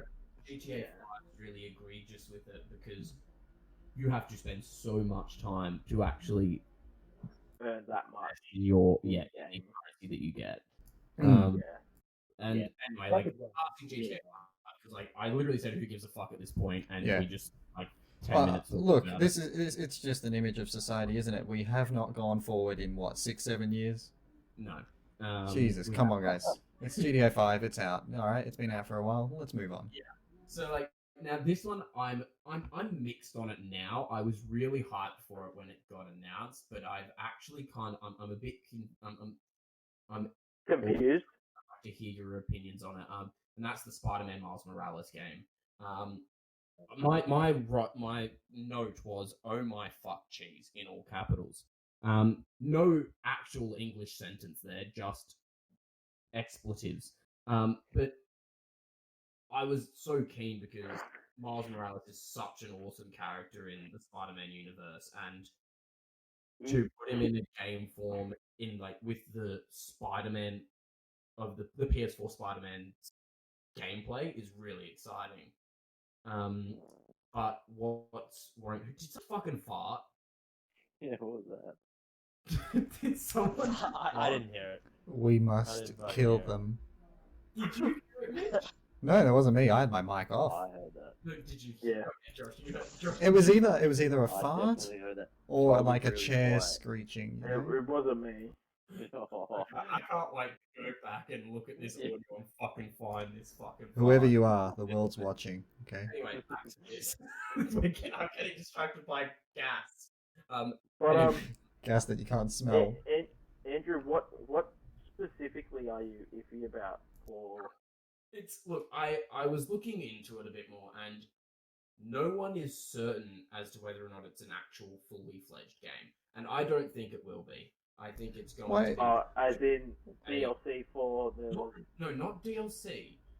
More like an Uncharted Lost Legacy or a Infamous First Light-esque game. It is a standalone, almost expansion, but Well, not Like a a spin-off? full-fledged game. But what's Yeah. what's made you think Yeah. that? Has there been any clues or giveaways from the The developers? trailer was like 8 seconds. I don't know how you got so hyped on those 8 seconds. Just to like bring it up, what I think is probably follows Andrew's logic the best is at the end of the original, like the Spider-Man PS4, they hinted that the next one was all about.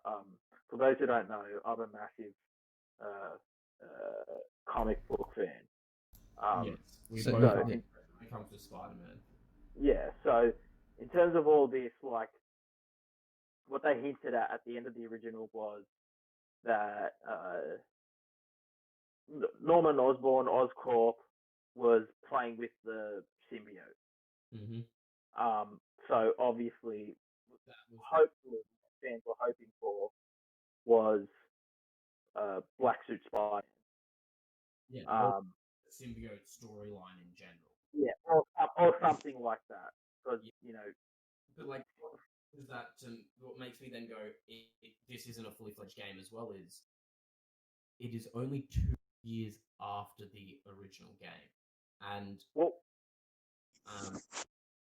I personally, I feel like what they're doing is I think they're going to go the Uncharted Lost Legacy route, where they may well, and like, obviously this isn't confirmed or anything like that, but like, Insomniac has been very closed mouthed about it. Like, when everyone asked about it, they've said, no, this is a standalone title.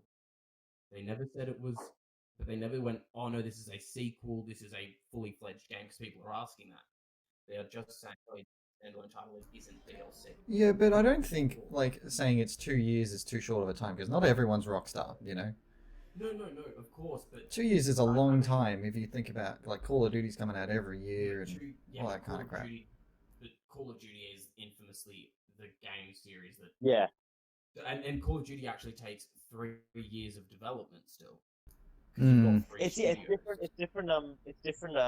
What do you call studios. it? Damn, yeah, that's the one. There's Different every time, studios working. right? Yeah. That's what a lot of people don't That's- understand.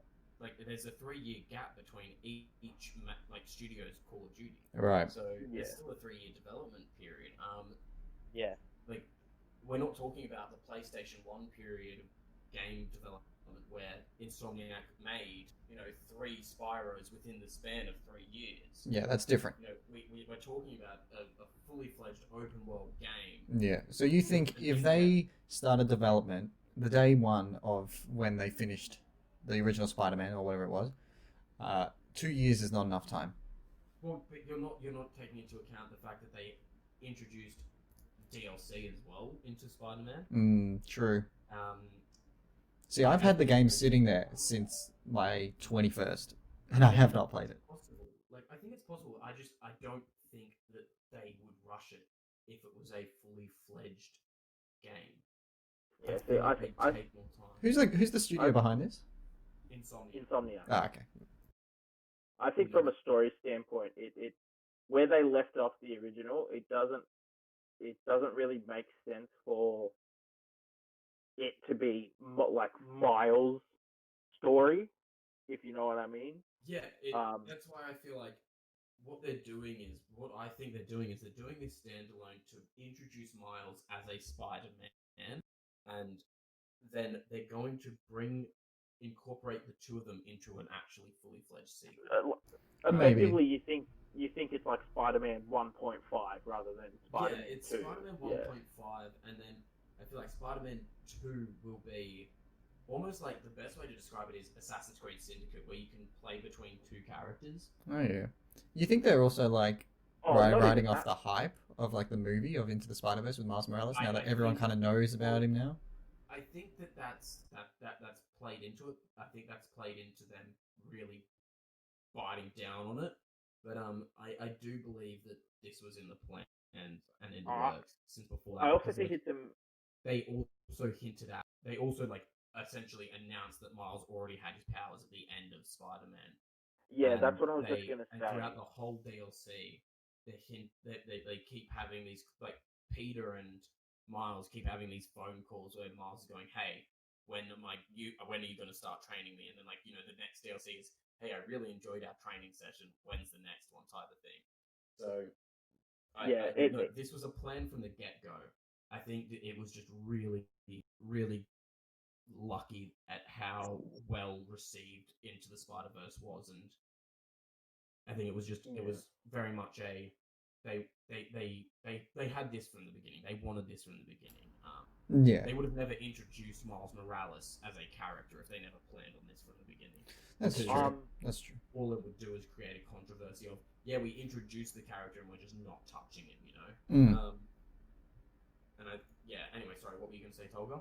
I was just going to say, for the sake of brevity, rather than go through the entire list, do you want to just skip to the ones that really... Yeah, I was I'm gonna not- say. what I was gonna do is I'm not gonna talk about every single one.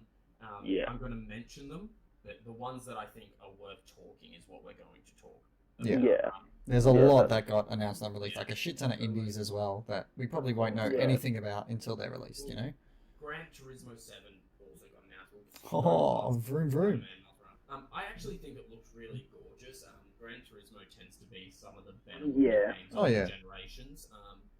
Gran Turismo always has great visuals. Yeah, Amazing so visuals. It Now, looks really gorgeous. As a person who's not a fucking vroom vroom guy, yeah, vroom vroom. I don't Beep, beep. Gotta go fast. No, wrong franchise. All right, we're not getting sued for this shit. Get out your ass. Not if I make my custom car blue and spiky. and I get neon pink. Yeah. But no, like it looks cool, but it's not my cup of tea. That's Yeah. really what I wrote. See, Yeah. I don't know if we're biased, but does anyone still play Gran Turismo games? Obviously, if they're still bringing them out, right? Oh, I mean, I think the last one I properly played was maybe Gran Turismo 4. But like Gran Turismo 6 was on the PlayStation 3. Like they skipped a whole generation. It's been a long time since there was a Gran Turismo, So maybe there is some hype around it, you know? Oh, I'm sure there is. It's like Forza Horizon on the Xbox is such a big franchise, and it's a really good game. Like I'm not a driving boy, but that I really enjoyed the bits that I played of Forza Horizon. So I think Gran Turismo 7 is like a very big win for the PlayStation community because they're like, fuck, we wanted a good racing game. And if you can bring that to us, please. I've never been a massive fan of racing games, in my opinion, actually. Or what about My Crash opinion. Bandicoot? Excuse me? Yeah, Crash Team Racing, bro. Oh, I played Crash Bandicoot. The most distinguished racing game in all of gaming? But no, I agree. Like I'm not a massive a massive fan of racing games. How are they? How are they?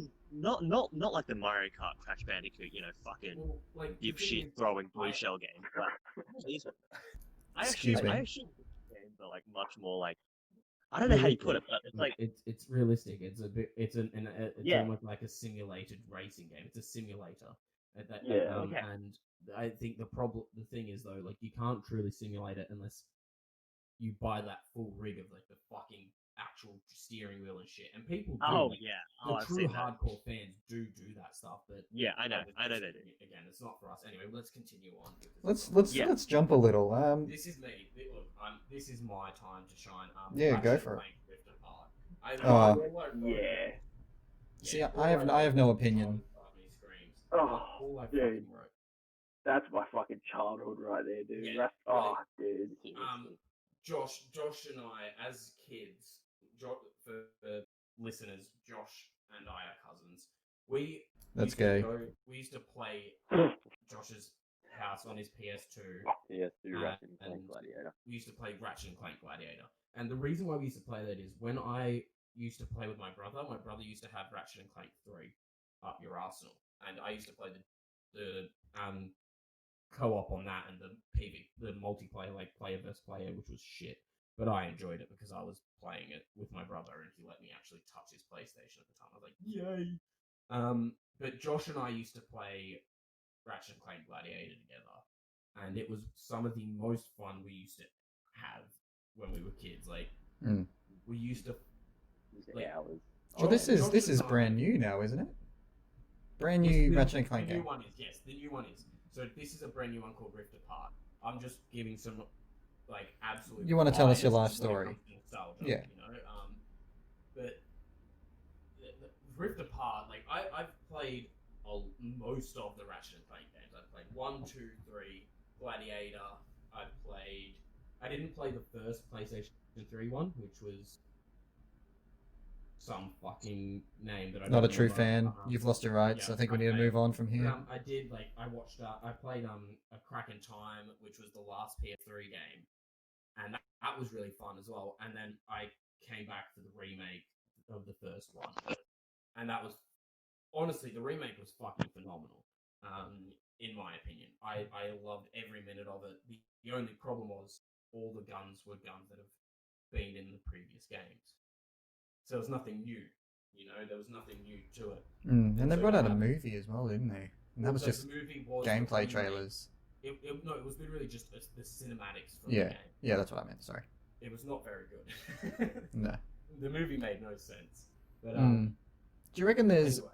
like, people like myself who haven't grown up with Ratchet and Clank and haven't really gotten into the games, do you reckon it's worth it for those people to get this new game? Here's the thing, I actually do. Like, that's the brilliance of a game like Ratchet and Clank.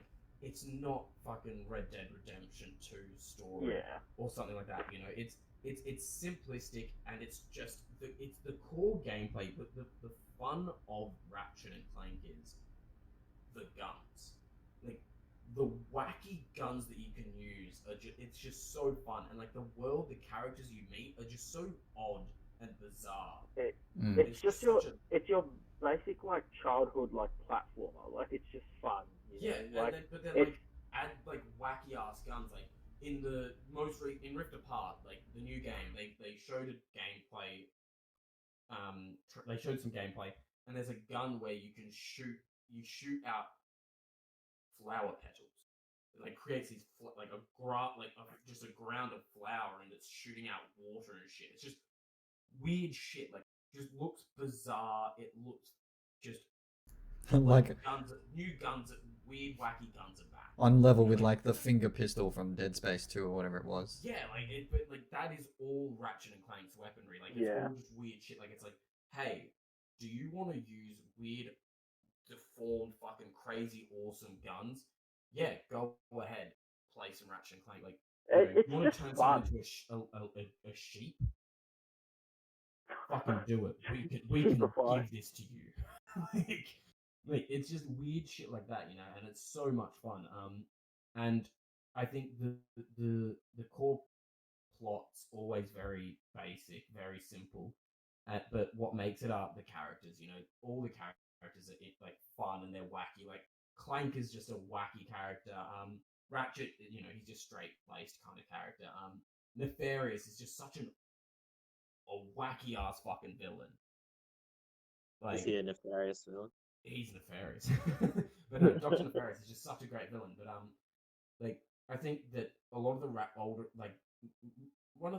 the later sequels with Ratchet and Clank, they lost that. Like Gladiator, for example, Josh will have no fucking clue about like Nefarious and that because Gladiator had none of that, right, Josh? Like, yeah. But it did have that wacky guns, like the crazy amount of guns, and like the co-op was so much fun. Like I'd love for Rift Apart because they're introducing a female Lombrax, right, from another dimension. That's what they alluded to at the end of the trailer, and they've recently apparently confirmed that she's playable. Wow, shock and horror! Never expected that. incredible. So I'm hoping that this character, like this playable character, can actually also be a co-op character. I'm actually hoping they introduce co-op back into Ratchet and Clank. Yeah, it's not often you see split screen nowadays, hey? No, it's not, and I think it's also just. I think like Ratchet and Clank, although it was originally just a single player franchise, a lot of people have some of their best memories of playing the co-op parts of it and stuff. So I think it'd be really great to bring back that co-op and just have people fucking have a blast. Like if there's co-op, you're damn fucking well. I'm telling Josh to whack it on his PS5, and we're gonna play through the entire campaign together. Yeah. Well, that's I'm heartbroken. Oh, I love you, but this is Josh and my this is our like bonding childhood. We need to rebond. Tolga, you can be my side home. We'll do like a separate game. No. I'm already taking Tolga out on a date. All right. So. Okay, there we go. Okay, see, Tolga, don't be heartbroken. Yeah. You got me. You got me. Your second option. I think it's worth fucking talking about Project Athia. Yeah. Let's continue on. Project Mania. What one's that? Yeah, Project Athia. It's Athia. whatever. They don't actually say the name, but yeah. It's the new Square Enix game. Let's just say let's just preface this with I can't wait to see this on the PlayStation 6. look, Square Enix is notorious with announcing a game and it not coming out 5 fucking years. Oh, really? What were their Yeah. previous releases? Well, I mean, wait. They did the Tomb Raider game. Square Right. Enix is like Tomb Raider, the original Hitman's, Mm. Final Fantasy. Right. Nier Automata.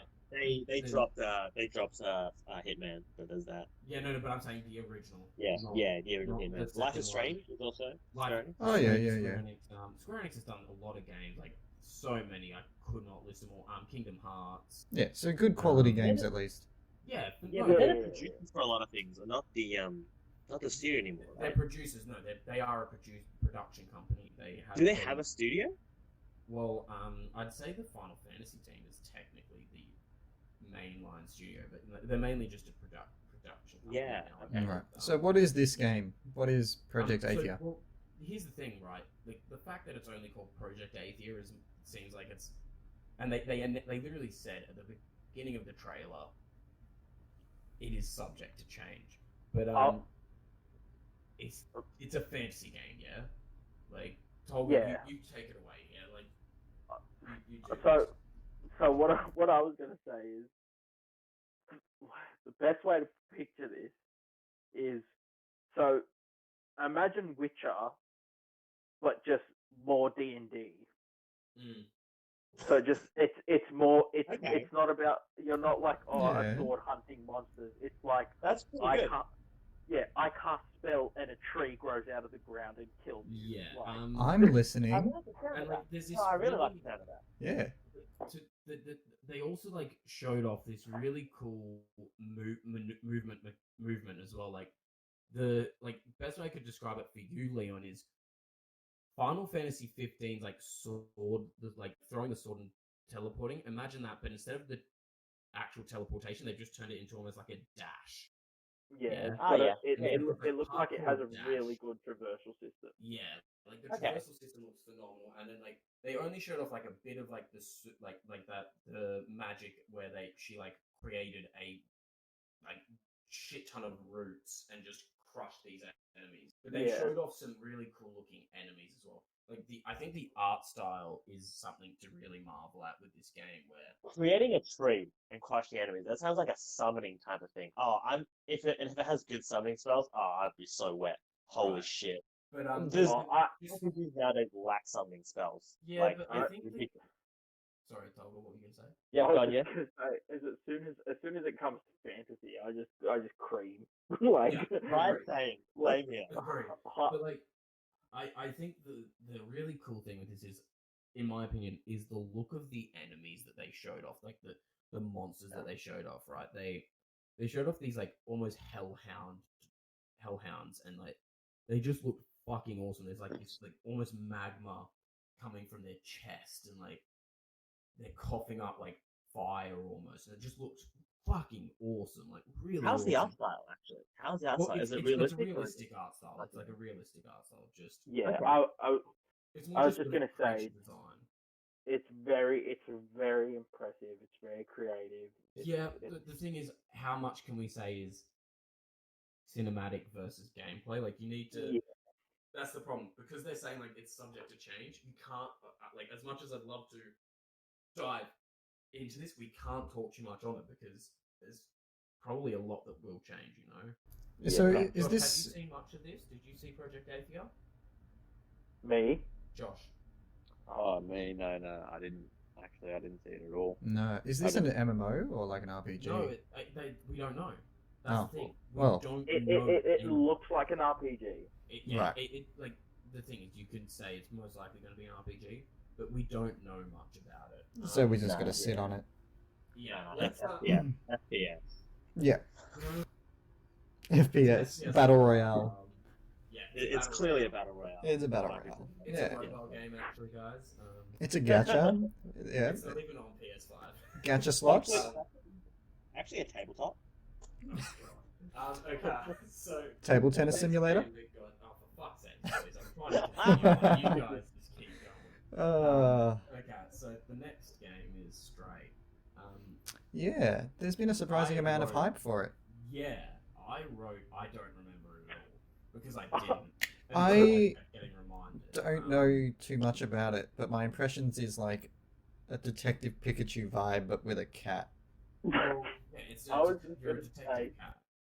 I Yeah. was just gonna say, I think all the cat ladies came out. Like, Oh, dude, like I That feel looks like really there is a subgenre of gamers that are fucking cat lovers, and Yeah. I mean, like it's a subgenre of the weebs as well, where Hmm. they love their cat girls and shit. So There like, is a lot of overlap, but yeah. Yeah.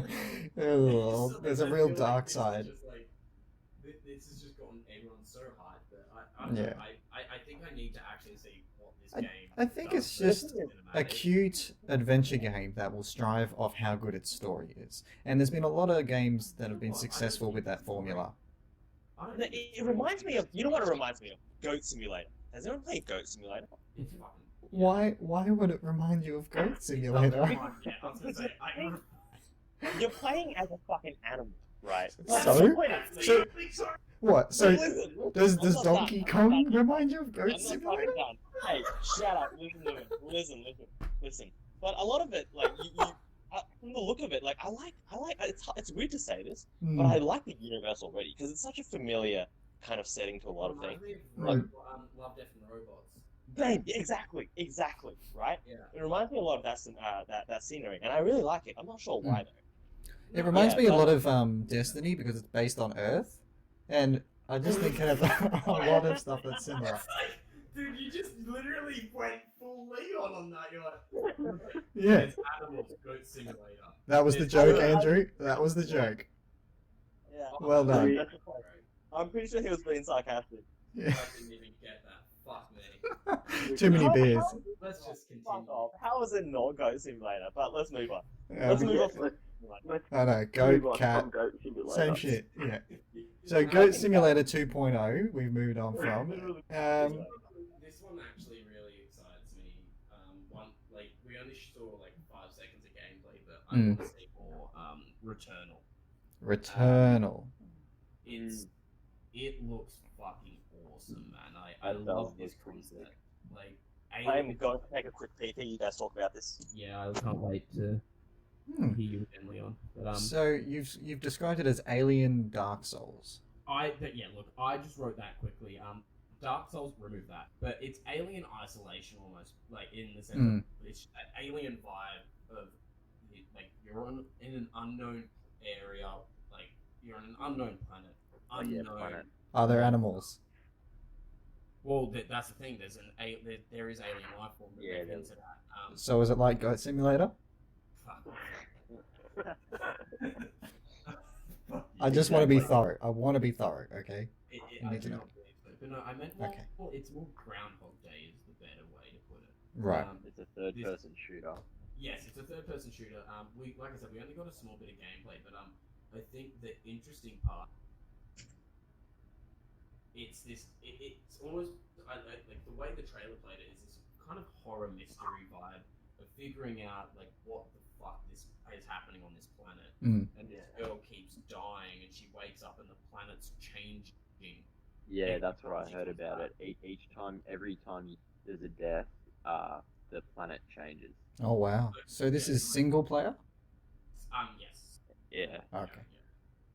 Like I said, we didn't get a shit ton of gameplay. We got a bit like during the trailer, but it looks really interesting. Mm. We'll just continue. Also, on because, Very, very vibrant. yeah. Like for a dark themed type of game, it's It got is a lot of color in it. Oh, that's cool. Maybe that's kind of what happens with the shift, like those vibrant colors maybe kind of disappear.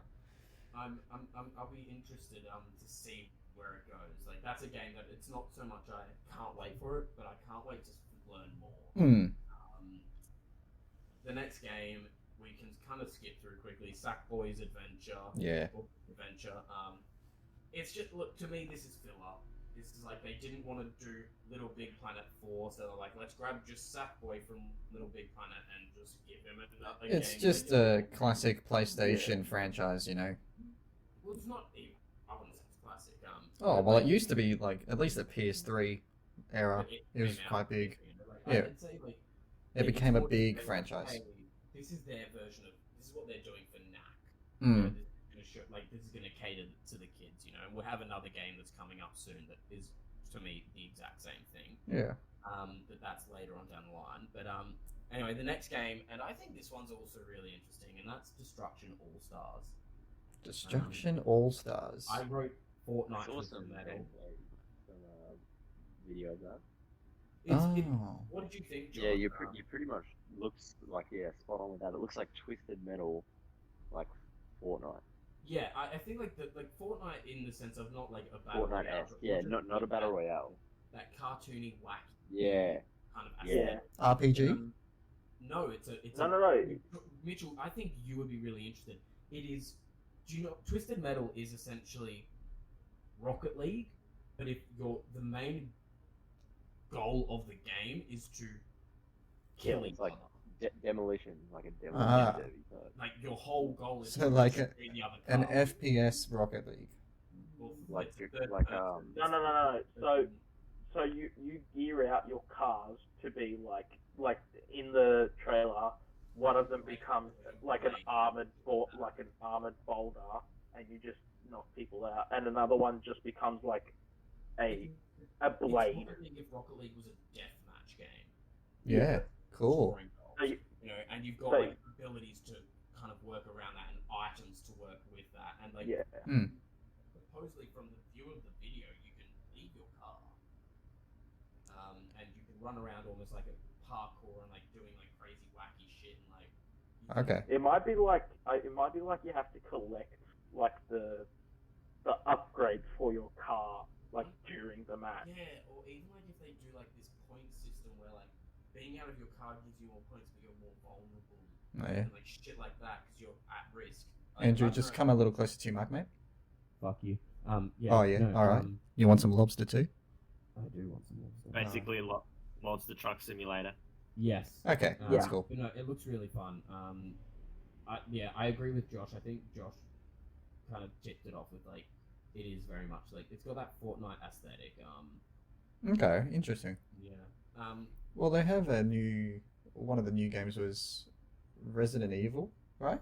Oh, Resident Evil 8. Yeah. We'll get onto that later. We'll get Yeah, onto okay. that later. Okay. What's your next one, big boy? The next one is Kenna Bridge of Spirits. Can I just say, this is like just fucking sex.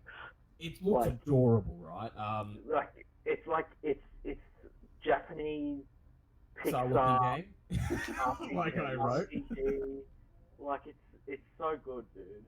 No, it does. It actually, I think the best way to describe it is a Pixar aesthetic, but if you were to take Pikmin, like the video game Pikmin, or even like parts of Ni no Kuni 2, where it is, or Overlord, the game Overlord, where you're controlling other characters clearly, like these. Oh, love that game. Black characters where you can control them and they're doing part of like what, like your like kind of your bidding type of thing. But on top of that, they are like you also have control of your character and can work within the combat. So I think the closest gameplay from what I can gather would be like almost to look at Ni no Kuni 2 and then kind of but like maybe simplify it a little bit. And not make it as RPG heavy. It looks really awesome. I'd be really excited to see where the story goes. It looks really adorable, like just kind of adorable, but also like it's gonna go into these dark spots. I love the aesthetic. Shall we continue to the next game? I didn't see this. Oh, I looked it up. I looked at it and I looked it up because the caption interested me. The furry time. So I wrote goodbye Volcano High - furry time. Now furry time is a lie because they're all actually lizards and dragons. But I can smell the fucking Rule 34. I can practically see the porn already. the hentai that is going to be created around this game. Oh, yeah. There is you can tell that like there is a subset of people that are already ready to beat their meat to this game. I don't know. mean- No, fuck, no, there's not. No. I don't know about you, but I've got my dick. Mitchell, you are too innocent if you think that there are not people ready to fucking jump on this game. Yeah, no, I don't think there are. That's definitely not me. But it's definitely no. Sounds like a jaguar. Yeah. Look, we don't know anything. There's no gameplay really shown. I think it's going to be similar to like a Life is Strange-esque game. Yeah, or, like, hey, a I was gonna say cartoon Life is aspect. Strange as well. One of those high school things. But we don't know. Like, we don't know anything. It was just like a cinematic. The next game now. This is again more for me. Oddworld Soulstorm. I'm gonna keep this one really quick because no one else has fucking played an Oddworld game. No, that's not true. I have PS1. You I played did. the PS1. Oh my god, you have! Yeah. Oh Yeah, my god, I why have played we the not talked about this? So yeah, I didn't play the PS1 version. I got Oh, to okay. play New and Tasty. Jesus Christ. Yeah, I'm excited. Fiend for it. Oh my god. But no, I played New and Tasty, and I fucking loved that game. You love these old kind of puzzle solving games, don't you? I get into them, not all of them. I don't love all of them. This one I really liked. I liked it's just Oddworld is so like it is literally the name. It is such a fucking odd world. Yeah, It's it so is. It is. fucking odd. I love Yeah. how weird it is, and it is dark. TM. It is. It literally scared me when I was a kid. It is dark, man. Yeah, Like, I played it when I was, fucking like, dark. 4 or 5. It literally scared me. Like there are fucking creatures that have their mouth sewed shut. and- Yeah, eyes shown such. Like, Yeah. like fucking horrible. But, So like Coraline sort of shit. oh no, Coraline ain't got shit on Oddworld. I don't know. Coraline- Coraline's Coraline's freaky. Coraline I is hate freaky for a Coraline, little dude. show. I mean, come on. Coraline Dude. is like I feel the attacked. dark Coraline. version of this. Like no, this game is really heavy, and but like it like Fuck it. masks it in this weird like comedy esque vibe, you know? Yeah. It's Wait, was the main character still Abe for Abe, yeah. Yeah, it's still Abe, right? Yeah. Yeah, so Oddworld, New and Tasty, and then there's Abe's Odyssey, I believe. Yeah. Or something. I think that's the second one. Yeah. I didn't get. I didn't played play Abe's it Odyssey. yet. I think actually Abe's Odyssey is the first one, and then the second. Yeah, Abe's one Odyssey is was the next. PS1 one. Yeah. But like the next game is they're making a brand new sequel to it, and that's Soulstorm, and it looks fucking dope. Did anyone look at? But we'll continue from this then. Had anyone looked at Ghostwire Tokyo? Dude, Yeah. fuck Fire. yeah. Okay, you guys Fuck talk yeah. about it because I need to piss again. I'm listening, ladies. Tell me all about it. Sell it to me. I haven't seen it. I just read our notes on it. Oh, okay. I saw a little bit of it. Dude, look, simply put, you know,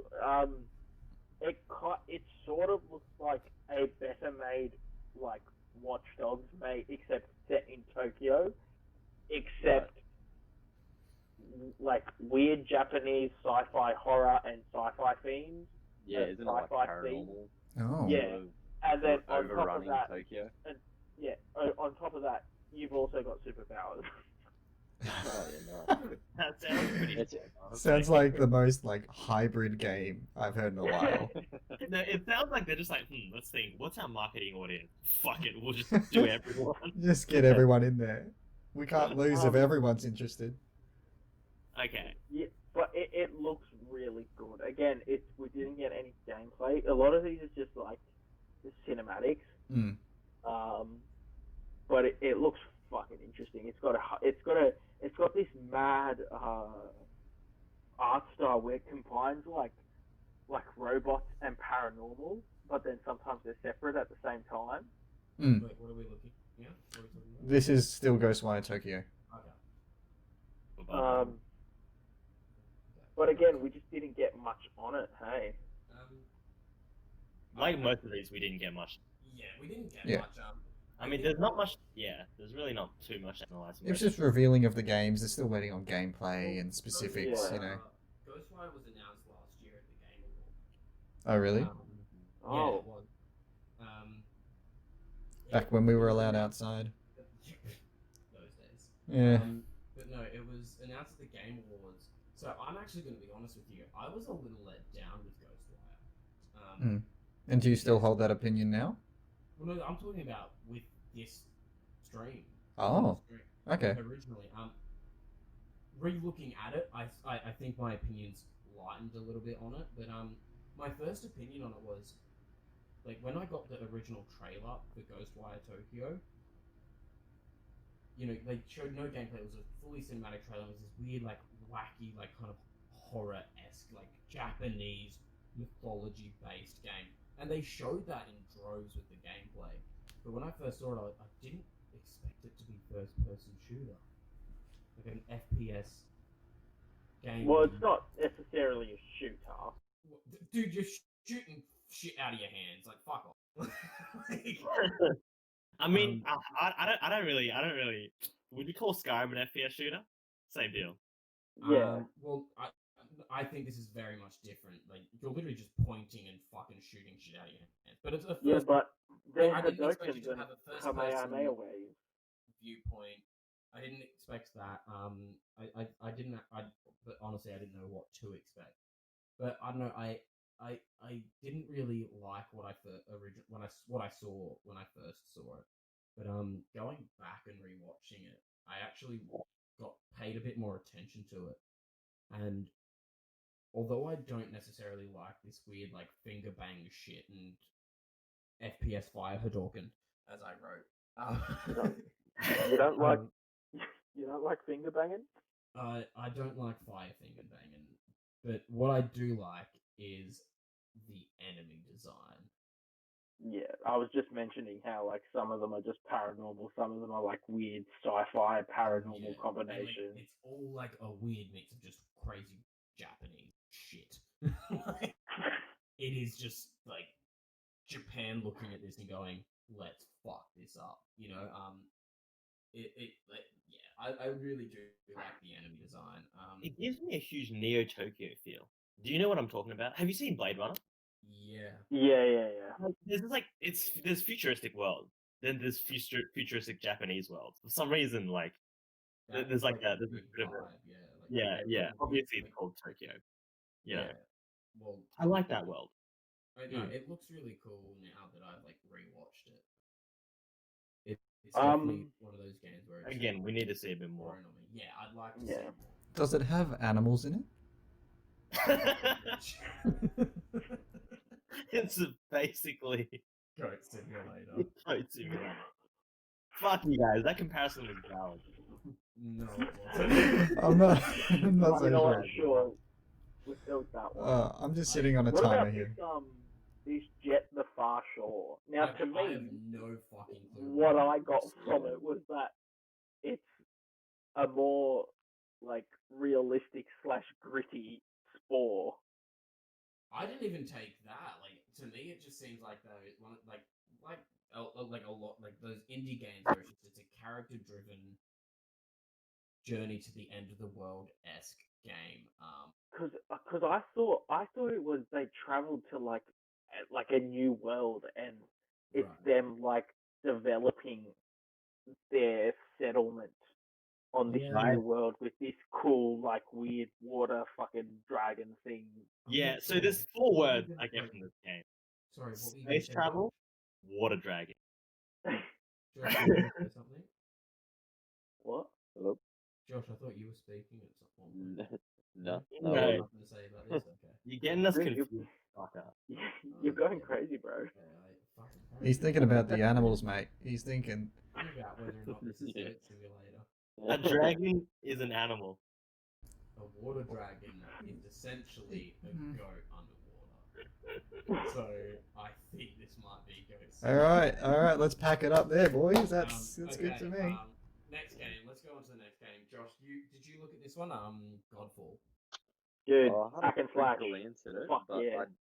I didn't see it in full, but I have to agree with what you basically said about it, which was like the Infinity Blade looks and sort of a God of War gameplay, but I didn't really see too much of the gameplay, but definitely like that Infinity Blade look. Yeah.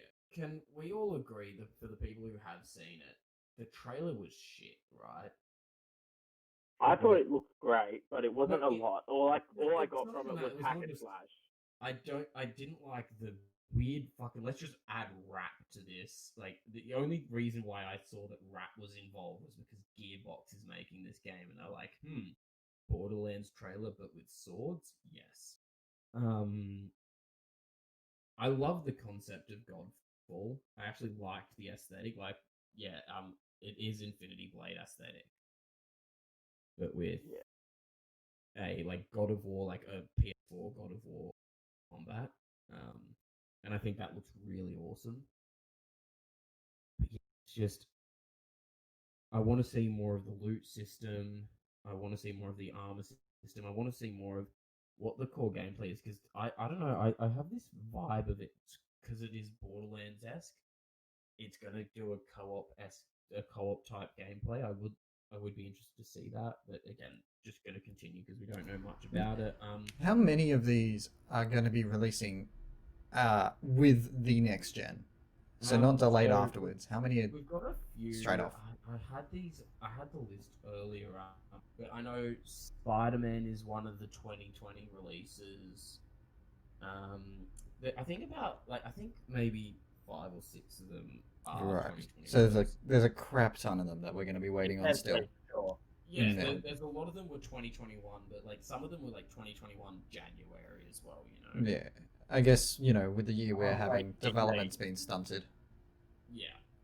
Guys, from what I said before, I'm pretty sure Hitman is 2021. My bad. I forgot we were halfway through the fucking. Hitman? Hitman is 2021. It should be. Okay. It is okay. Well, we'll continue on. We'll like try and rush through these a little bit. So Solar Ash, it's by the guys who did Hyper Light Drifter. I don't know if any of you have played it. It was an indie game, kind of like a 2D, but like top-down Dark Souls-esque game. Solar Ash looks to not be anything like that. It reminded me of that. What was that Journey? game where you play that? The Journey's the Journey. probably- yeah, Journey. Josh was Looks on like- that. Yeah.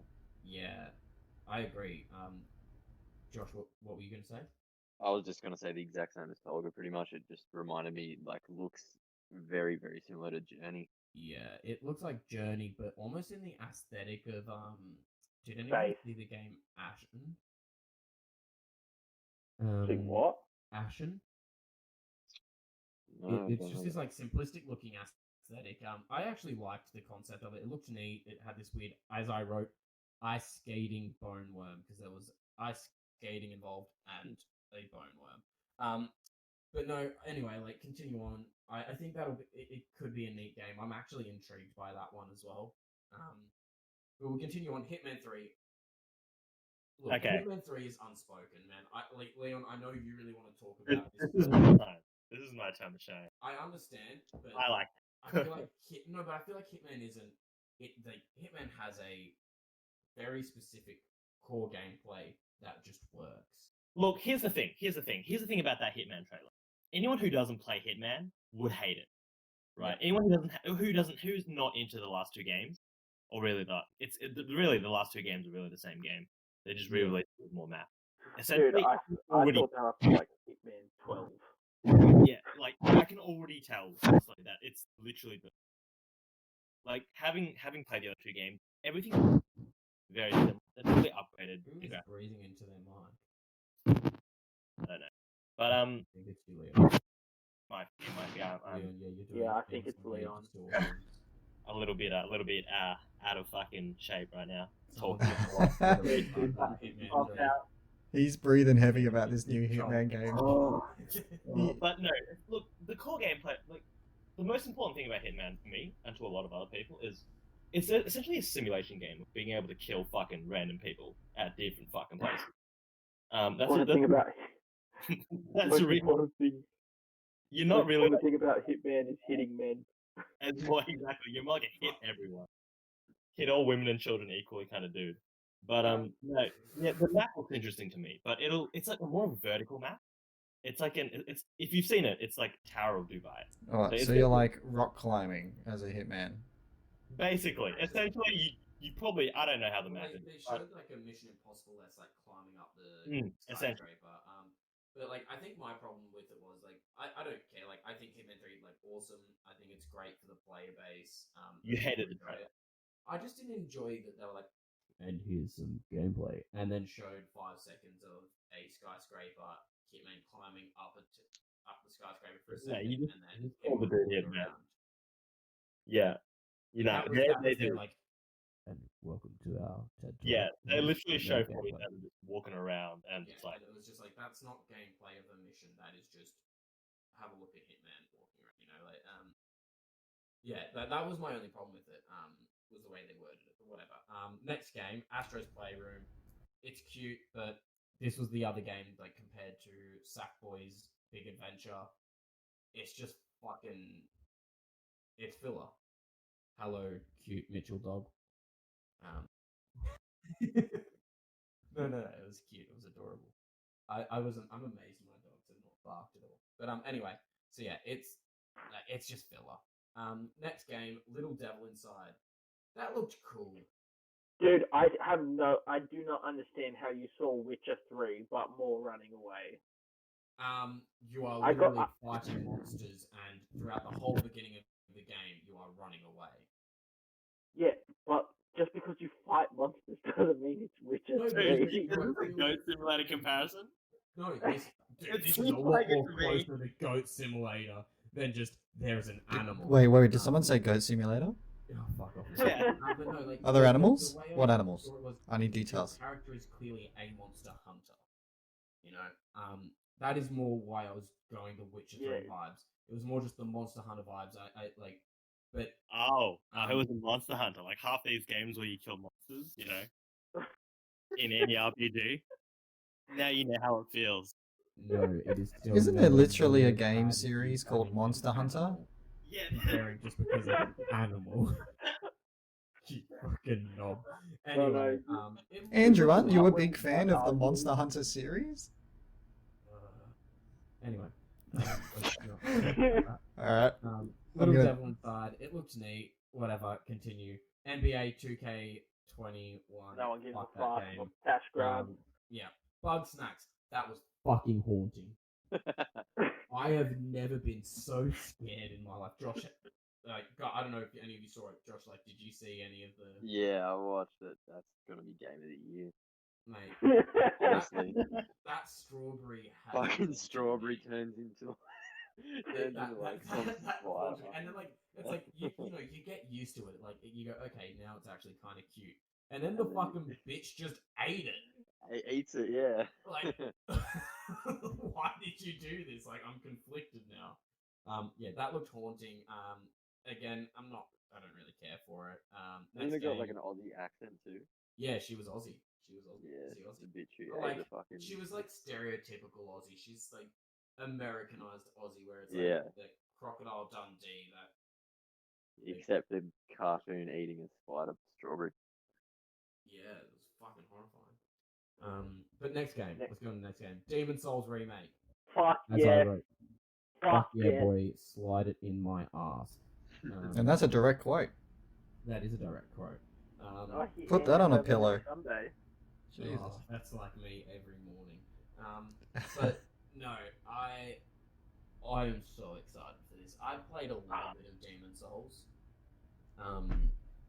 Back on the PS3. I never finished it. Mainly because back when I played it, I was a young innocent child that didn't realize that masochism was a thing, and so I didn't enjoy it at the time. And traded it in. Oh and then, no. then like later on fell in love with Dark Souls and all that jazz, and never went back to Demon Souls. And so I'm really excited to see How it's this aged. remake. And well, no, they're actually doing an actual Remake. Like, Yeah. not, well, we don't know to the extent, but like it is definitely a graphics overhaul at the least. Yeah. Well, that's what you would expect at the least, wouldn't you? Honestly, I wouldn't be mad if it was just a port. I wouldn't be mad if it was just a port, because like Demon Souls was very, very interesting in its bleakness, because it was not only was it just a graphical limitation, it was also that was what they wanted as an aesthetic. Yeah, but So, like, well, no, but if you look at a lot of the like lighting is very different in this game. yeah, Remake, and so I think it'll be interesting to see the change in the lighting to how it kind of like molds into this world's feel. Yeah. Because, Look, Dark Souls is yeah. very based around lighting. I think if you're going to release it with the PS5 and announce it with it, you're going to expect at least an overhaul of the graphics. You know? Yeah, with graphics, honestly, comes the smoothness as well. They can't just upgrade the graphics clunky shit. Yeah. You know? It's definitely guaranteed to have, like, proper smooth. I I'm think hoping- I think it's a complete overhaul rather than just. well, no, that's Yeah. what we want, like, of course. But, and I do hope they do it. But the thing is, like, the people who are doing it, which is Blue Point Games, they did the Shadow of the Colossus PlayStation 4 port, and that port was amazing. They did upgrade the graphics for that game, and it looks a lot better. And it's the definitive version, or definitive way to play that game. Yeah. Realistically, this is probably the only game on the list where we pretty much 100% know what to expect, I reckon. Yeah, Yeah. I agree with that. There's definitely no giant remake changes, like no Final Fantasy VII remake change. Yeah, no. Yeah. The Yeah. whole thing We just look want like some completely nice. It's just some.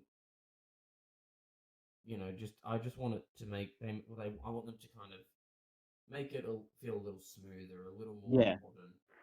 It's we'll surprisingly continue- no one's really complained about these constant Souls basically games re-releasing. Not they're all really different, obviously. Like Because it's because they're so fucking good, dude. right, exactly. That's what I think as well.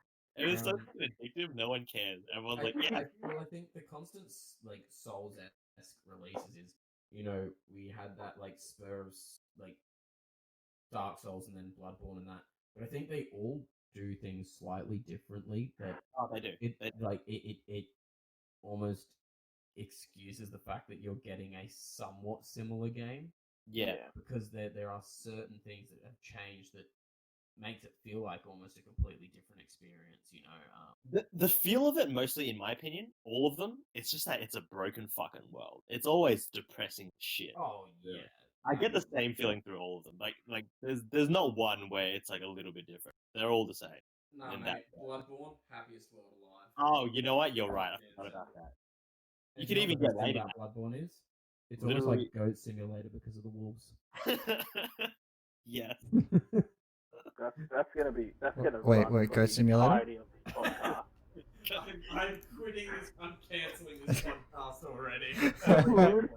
I think the last three things I've said have been Goat Simulator.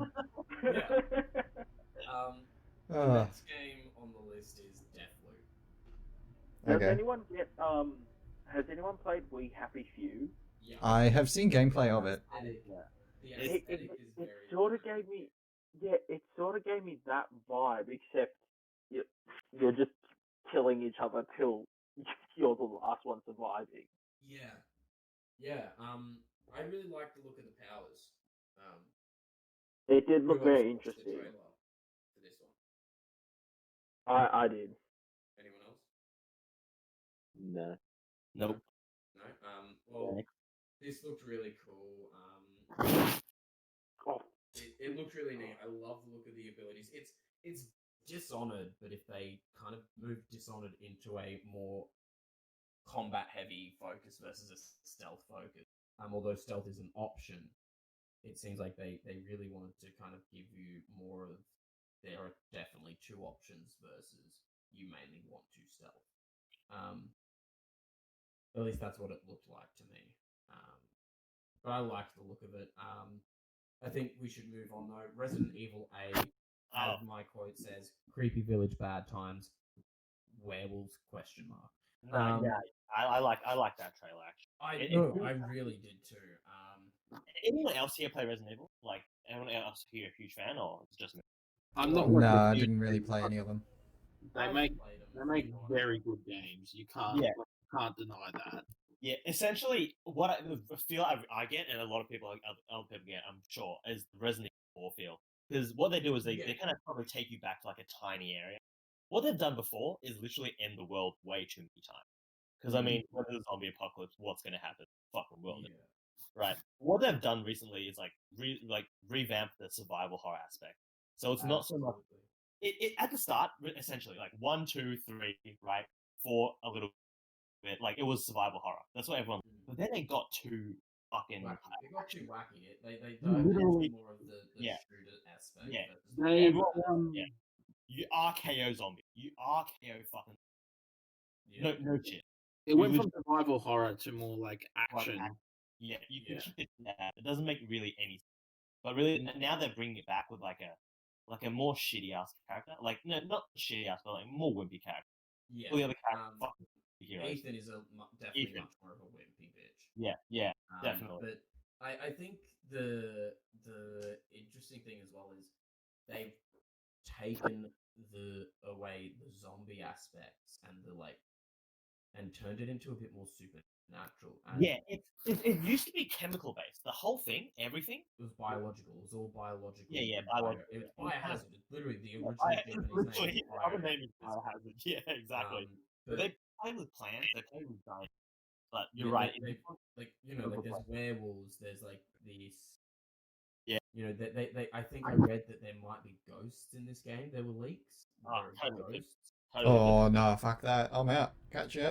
Bye. But like, here's the thing though. Earth simulator. Yeah, I'm going to Goat Simulator. I'm not playing this supernatural ghosty boy.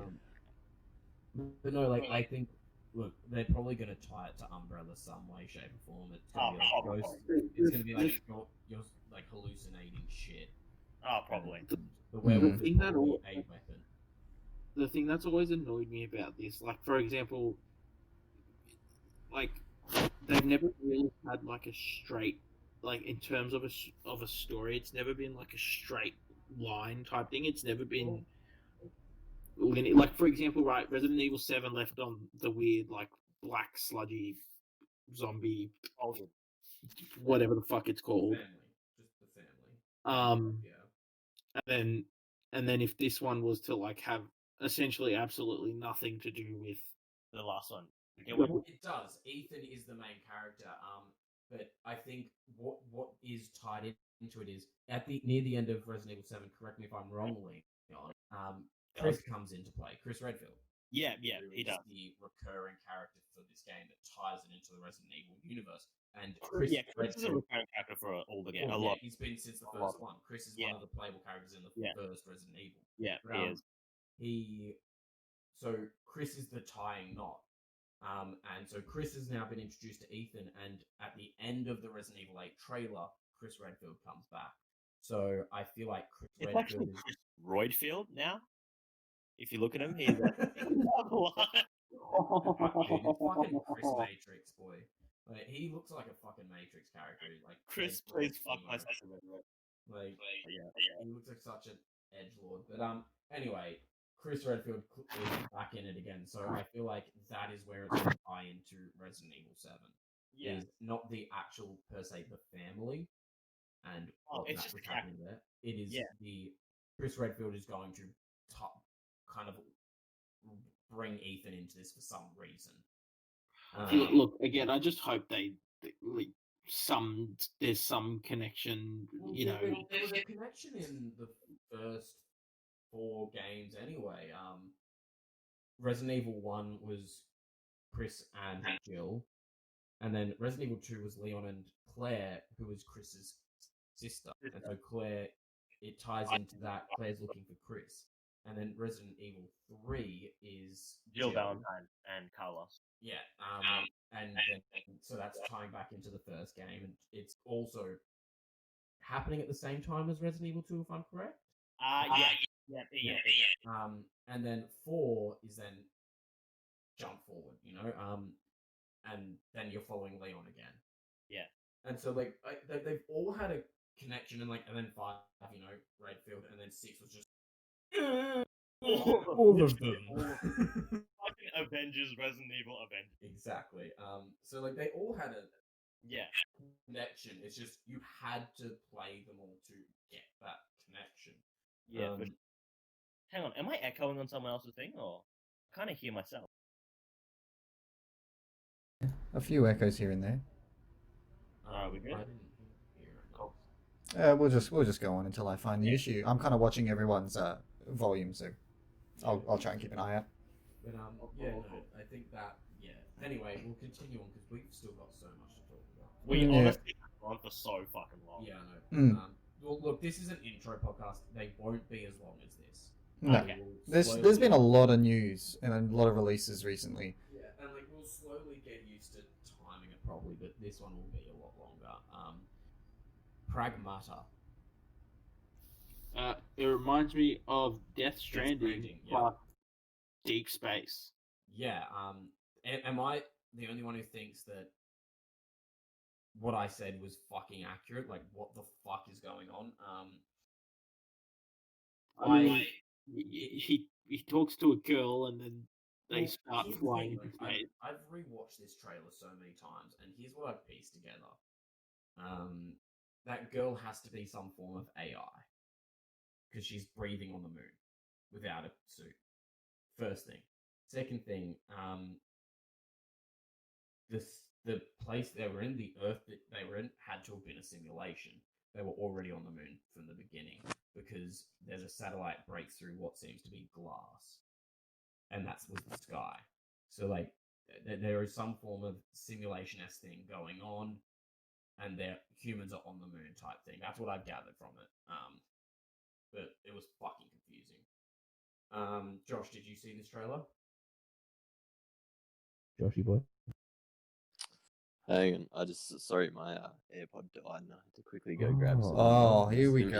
earphones. AirPods. Oh. Sorry, I dropped my AirPods on the floor. Let me just pick them. Oh, look, this is an AirPod. This is also an AirPod. I have AirPods. I am I also have very three rich. I was One gonna say, for I each couldn't ear.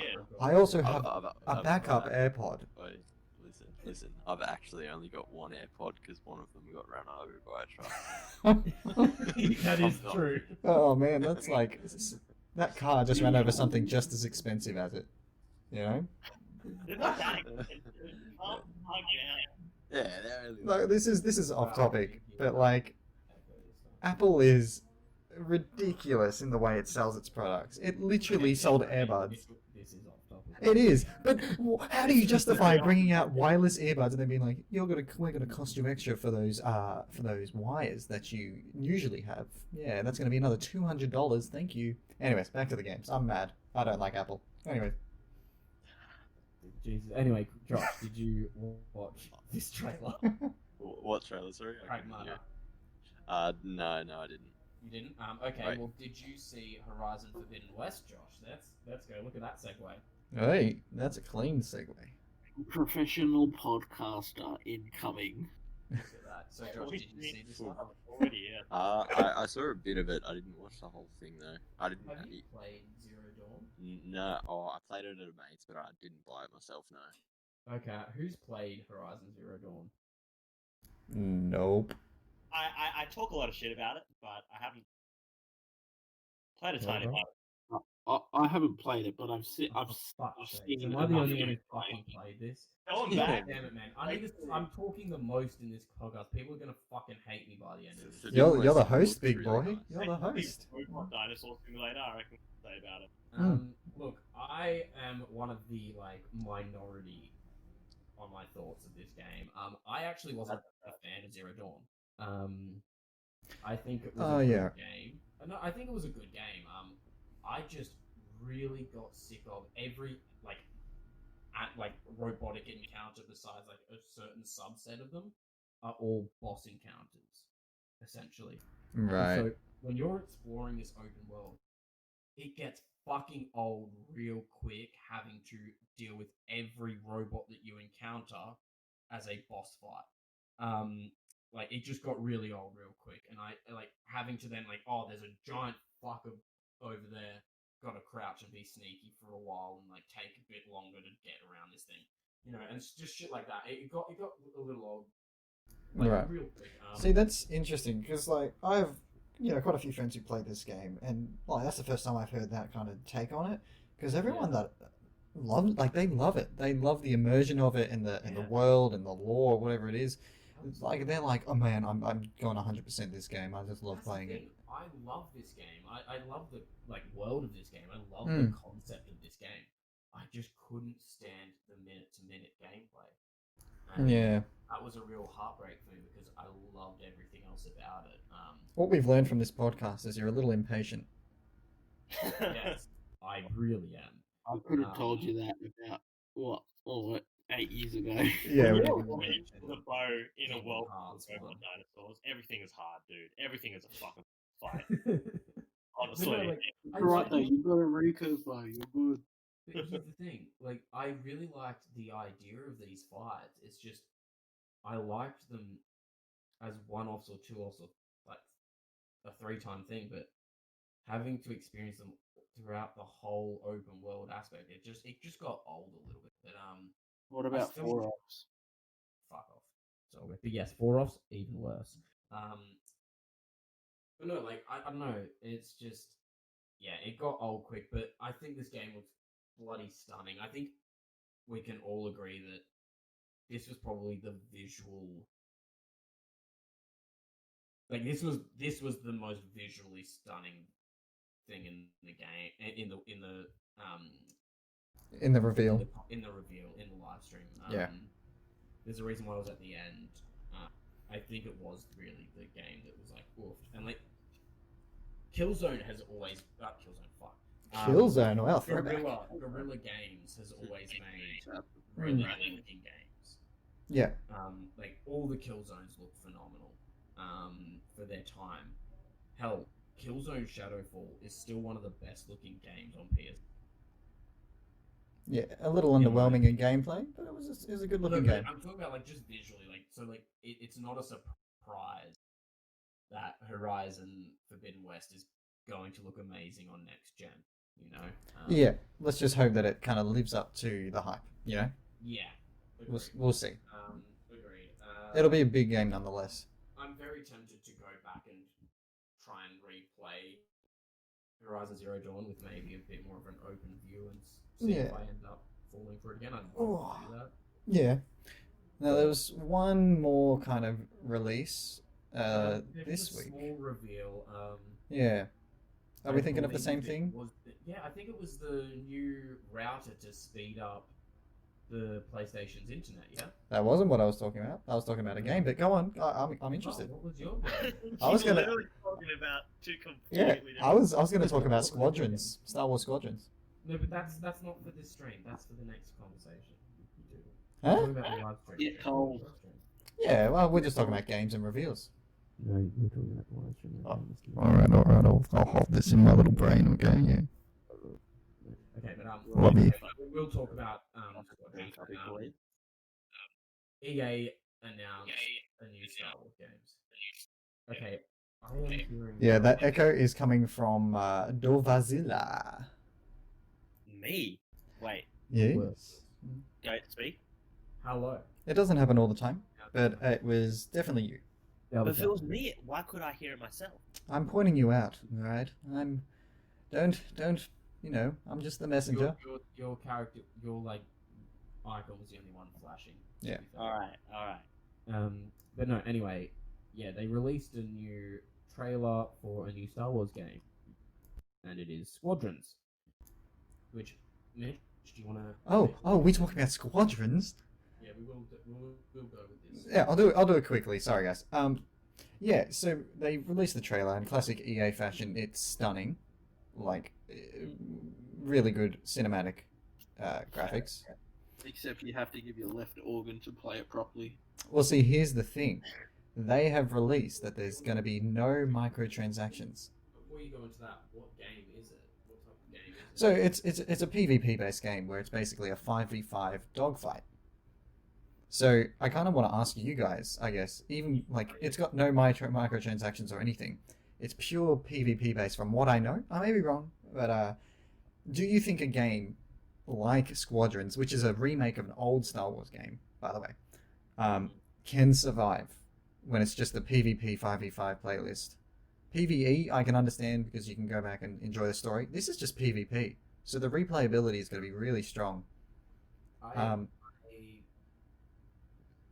I'll let someone else speak. Who else? Yeah. It'll have survivability for two reasons. It's Star Wars, Yeah. firstly, and then secondly, people are just like PvP just like any other PvP game, there's going to be that spike, and then people are going to leave the game, but then there's going to be those hardcore Star Wars fans whose entire room is just Darth Vader, and just play it because they enjoy being immersed in that world. Yeah, actually, another cool thing, which, look, I'm not 100% sure, I may be remembering this wrong, and I thought it was a bit weird, but they actually said that they were going to support VR on Squadrons. I just googled that now. I just saw that actually. Yeah.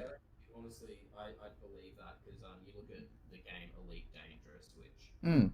So I reckon that'd be really cool, like, because the game's going to be absolutely stunning. Imagine being in a bloody X-wing, right, flying in the stars. You got to expect downgrades once you put the VR on. But, sure, but I can imagine it still being stunning. And like, imagine having like a full surround sound headset on. You'll be in the world. It'll be phenomenal. But the big crux to the problem, and I'm sure everyone can agree, is EA. It's in their recent releases. Like EA has time and time again fucked it. Basically, yeah. Watch out, ladies and gentlemen. You're about to get a bit of a nerd spice. A bit of spice. I had to do that. Is that the catchphrase? Is that the catchphrase of the podcast? Are we rolling credits? Is this the end? That's it? Watch out, ladies and gentlemen. You're about to get some nerd spot. Why did I have to turn rapey? That's the weirdest euphemism I've heard in a while. You're fucking welcome. Yeah. Looking at EA's PvP, like online-based games, they all have microtransactions based in them. I know that they are saying there aren't going to be microtransactions in this game, strictly because of how Battlefront 2 was received. But here is what EA doesn't say in this. They don't mention whether or not DLC will be paid for. DLC should be paid. Pardon? Well, see, because it's an old game. Like, it's not like a new game they're bringing out. But that's the thing. But just because it's an old game, like, look at Crash Team Racing. Crash Team Racing was an old game, and they still decided to turn it into a money grab. Like, a money grab and a microtransaction fuckfest. Yeah, look, we always need one person on the side of the devil, so that'll be me. I'm going to say thumbs up. Look, I think that it's a really cool concept. I love the idea of it. I'd love for this to work out well. My only thing is, last time EA said that one thing wasn't going to be in it, which was Battlefront 2, where they said there wasn't going to be paid DLC, and all DLC was going to be free. All maps will be, like, they were updated, will be free. Then decided to turn it into a pay-to-win game. Yeah, well, we'll get it. That's the thing. Like, one may be taken out, but it depends on what extent the other thing is used. Like, it's going to be. So if you look at then Battlefront 1, there was no microtransactions from my memory. But the game was so lackluster, the core game. Yeah. You realistically had to pay for a $70 season pass to actually get what would be a fully fledged game. You had to pay for an extra $70 for it. And even then, that was slowly released over time. They definitely didn't do it right for a long time. I'm just hoping that EA has kind of learned from the mistakes and the backlash they got. Because remember, they got so much shit, and they've kind of brought it back with Battlefront 2. Like, the game's actually become great. Become good. Yeah, it's just a matter of not making it a paywall and releasing an unfinished game. They brought it back for Battlefront 2, but then, Battlefield 5 comes out and it's got a fuck ton of microtransactions, Yeah. True. But the gameplay is revealed tomorrow, which is the 18th of June. 18th of June, Australian. Yeah, Australian time. So I think that'll be interesting to see how it plays out, because I think the gameplay will be, obviously the gameplay will be the main telling of whether people stay, whether it's replayable, It'll be interesting. Now, let's continue on to our modem. The PlayStation 5 was announced. We saw how it looks like. It's beautiful. It looks like, yeah, I really like the look of it, and it Me looks too. like Seto Kaiba. It looks like his outfit. Even the headphones fucking look cool. Yeah, I really like it. I like the whole aesthetic. People are shitting on it. Yeah, I think don't it's understand that. funny. Looks, No, I think it's funny. I it looks love, different, like, but I actually think it's Everyone shits It's on like- the it's new like- console when it comes out, but That's yeah, true. it really Like, does look good though. look. I actually don't think the Xbox looks too bad either. I think it's a very good point. No, I think it's a very good point to point out. What was that noise? It's finally. like PS5 waifu. PS5 waifu is pretty sexy, to be fair. Right? Oh god, here we go.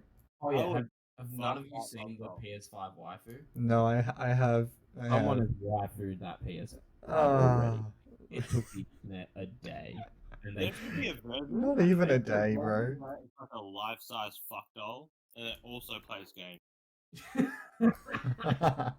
but no, PS5, it looks really good. I actually was looking more into it. Apparently, it's going to be really, Yeah, isn't it for the cooling? yeah, like the console's apparently going to be actually quite sizable. Yeah, because everyone knows, like, the current PS4 always had cooling issues. Yeah, and many button issues as well. So please don't make all the buttons fucking touchscreen and at the bottom of the fucking PlayStation, you dickhead. Yeah. See, I've never like, up in had the troubles middle. with the buttons.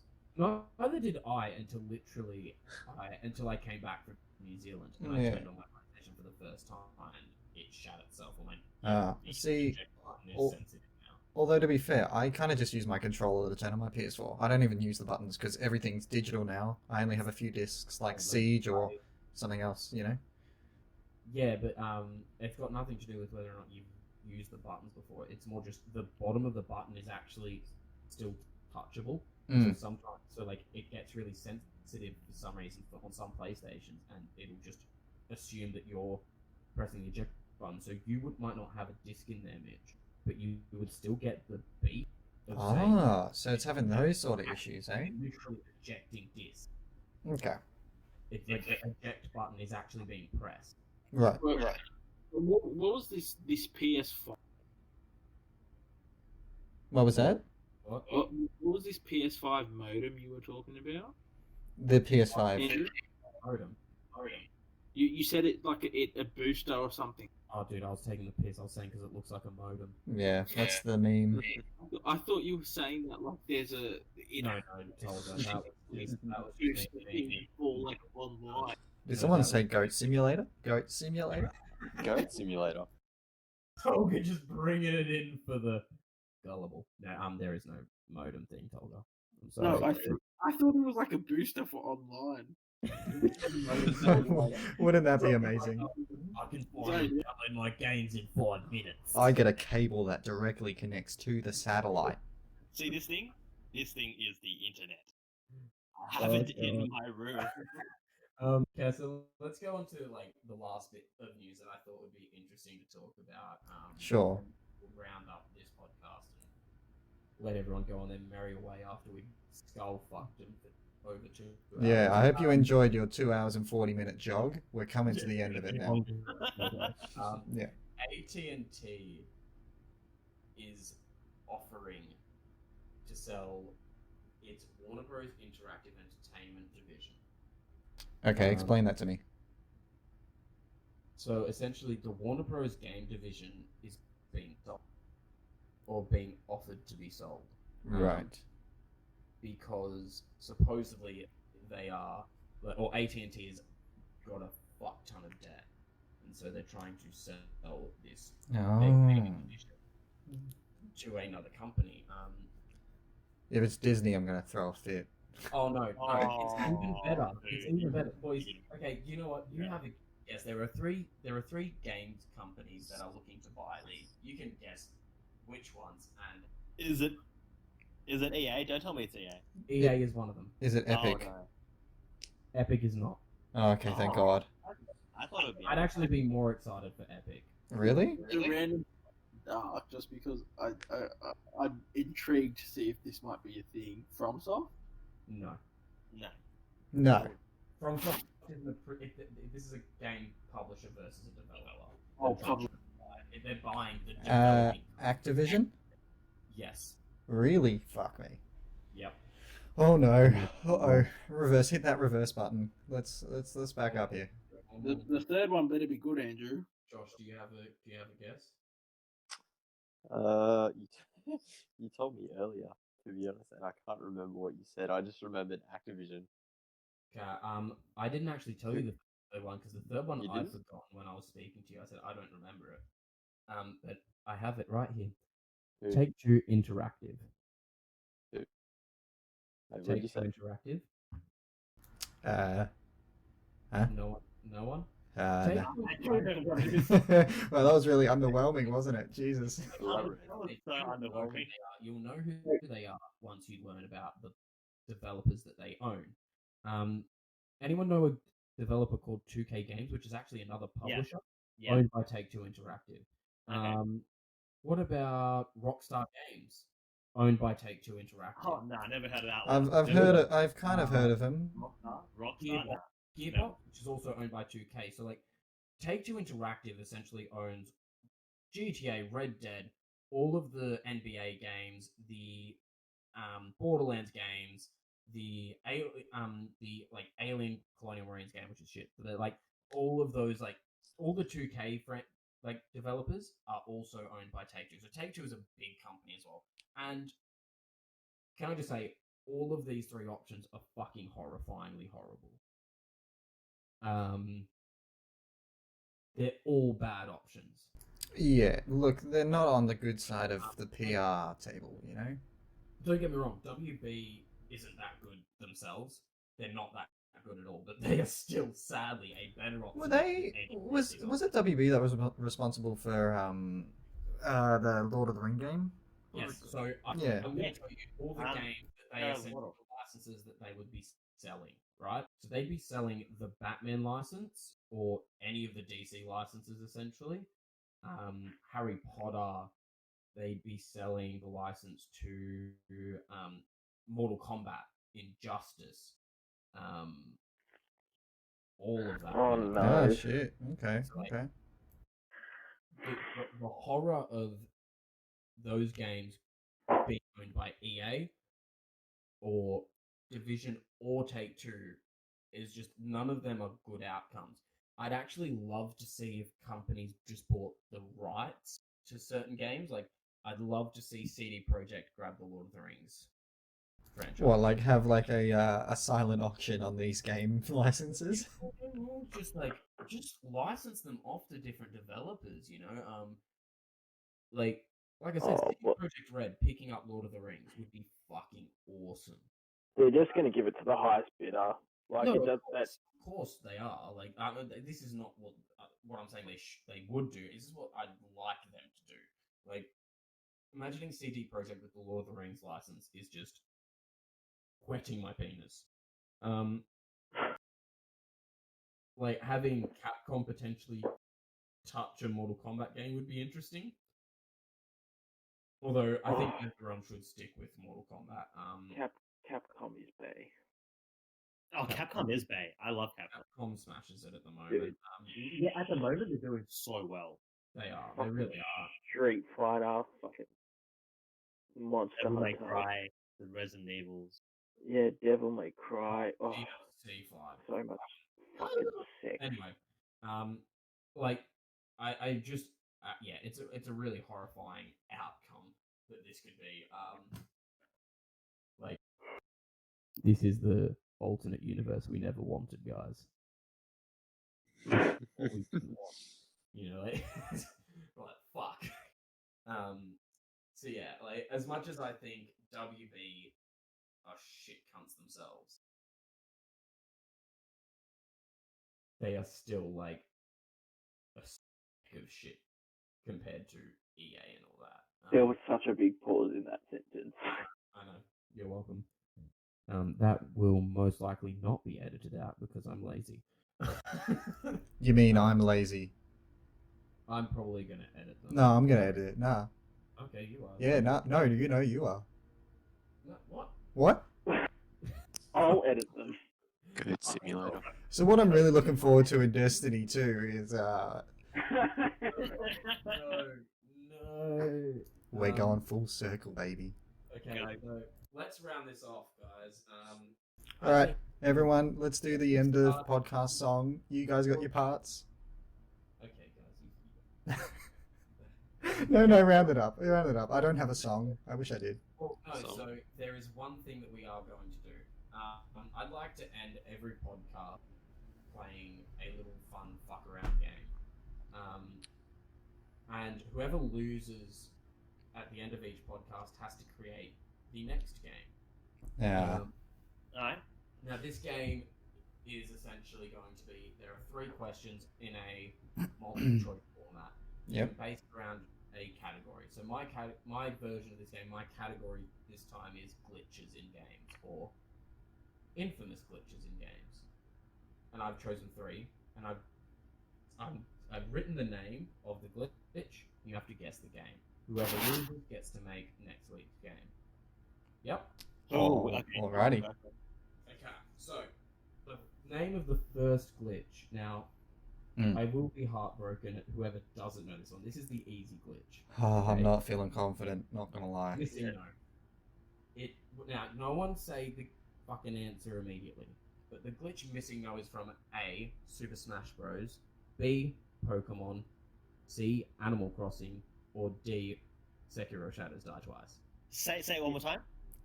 The glitch missing no. Missing no. Oh, I know where it is. Oh, I know that one. Yeah. Okay, so Who the doesn't know answer- this one? Does everyone have their options again?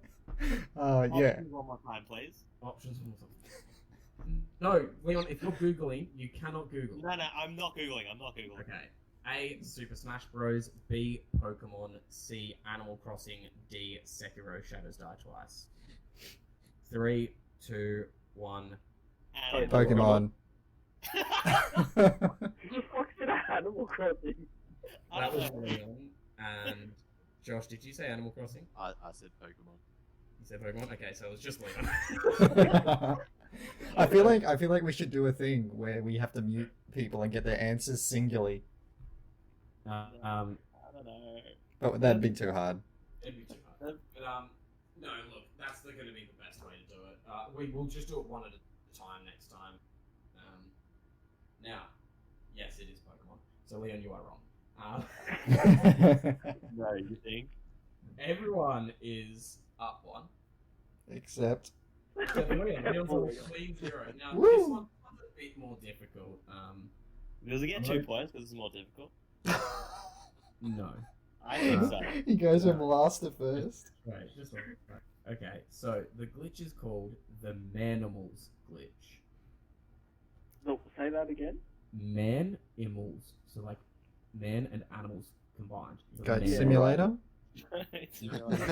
So, the options are A, GTA 5, B, Assassin's Creed Unity, C, Red Dead Redemption, D, Bloodborne. Oh, Can I call a friend? Okay, so I'm going to ask everybody separately now. Well, do you want me to record the audio? Mitchell, you go first. Oh, I'll go first. Mitchell, you go first. That's cool. Are these guys muting me? What's going No, on? don't worry about it, Just just go. Okay. What were the suggestions again? What were the? A, GTA 5, Mm. B, Assassin's Creed Unity, Mm. C, Red Dead Redemption, D, Bloodborne. Manimals. I'm going to go with Red Dead Redemption. Okay. Leon? Well, I was gonna go with Red Dead Redemption, but since he already went for Red Dead Redemption, What, is I'm my gonna answer not cool enough for you? What the fuck? I'm gonna go for Bloodborne. It just doesn't make sense if I go for the same answer. Oh, if it's right, yes it does. No, it doesn't. I wouldn't have a chance of winning. I'm gonna go for Bloodborne. Oh, okay, fair enough. Okay, Tolga? I think it's Red Dead. And Josh? I was gonna say Red Dead. Didn't I? I feel Could like you imagine if it's a Red Yeah, Dead? I'm gonna go with Red Dead. The answer is Red Dead Redemption. Oh no! I was trying so hard not to laugh all the way on time. Oh, it only makes sense for me not to choose Red Dead, you know? It does though, because if everyone chooses Red Dead, I'm not gonna win anyway. Yeah, but if someone gets it wrong and you get it right, you go to the same points as You're them. just fucked now, though. Like, you fucked yourself now. No, but there's no second place here, so it doesn't really matter. Go on. But you're last. I'm saying you fucked yourself. You're guaranteed last. It doesn't No, it's matter. not. It doesn't matter. There's either first or last. Anyway, Yeah, I know, but you don't want to be last. it doesn't matter. Last is everyone apart from the person who wins.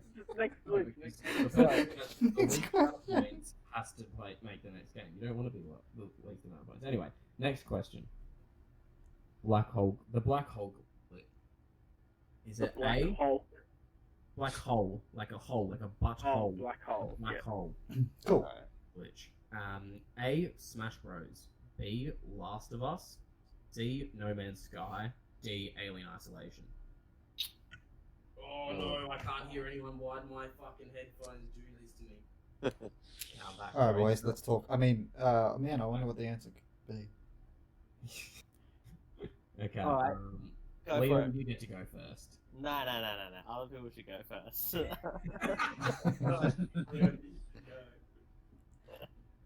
I go first. Okay. What are the options again? A. Smash Bros. B. Last of Us. C. No Man's Sky. D. Alien Isolation. I mean, I could guess, but I think the real question to ask is, what do you think it is? How about you just answer the fucking question? Okay, I'm gonna go with the second one, whichever one you said that was. Last of Us. No. Lock it in, coach. He said it. I feel like No Man's Sky is put there as a fucking bait. Oh, I'm gonna go with the last option. What was the last option? Alien Isolation. Alien Isolation. There you go. Okay. Alright, is everyone gonna lock in No Man's Sky? Mitchell. Yeah, I'm gonna lock in No Man's Sky. Tolga. What? Tolga. I'm gonna say Smash Bros. Okay. Ooh. I'll go Last of Us. Okay.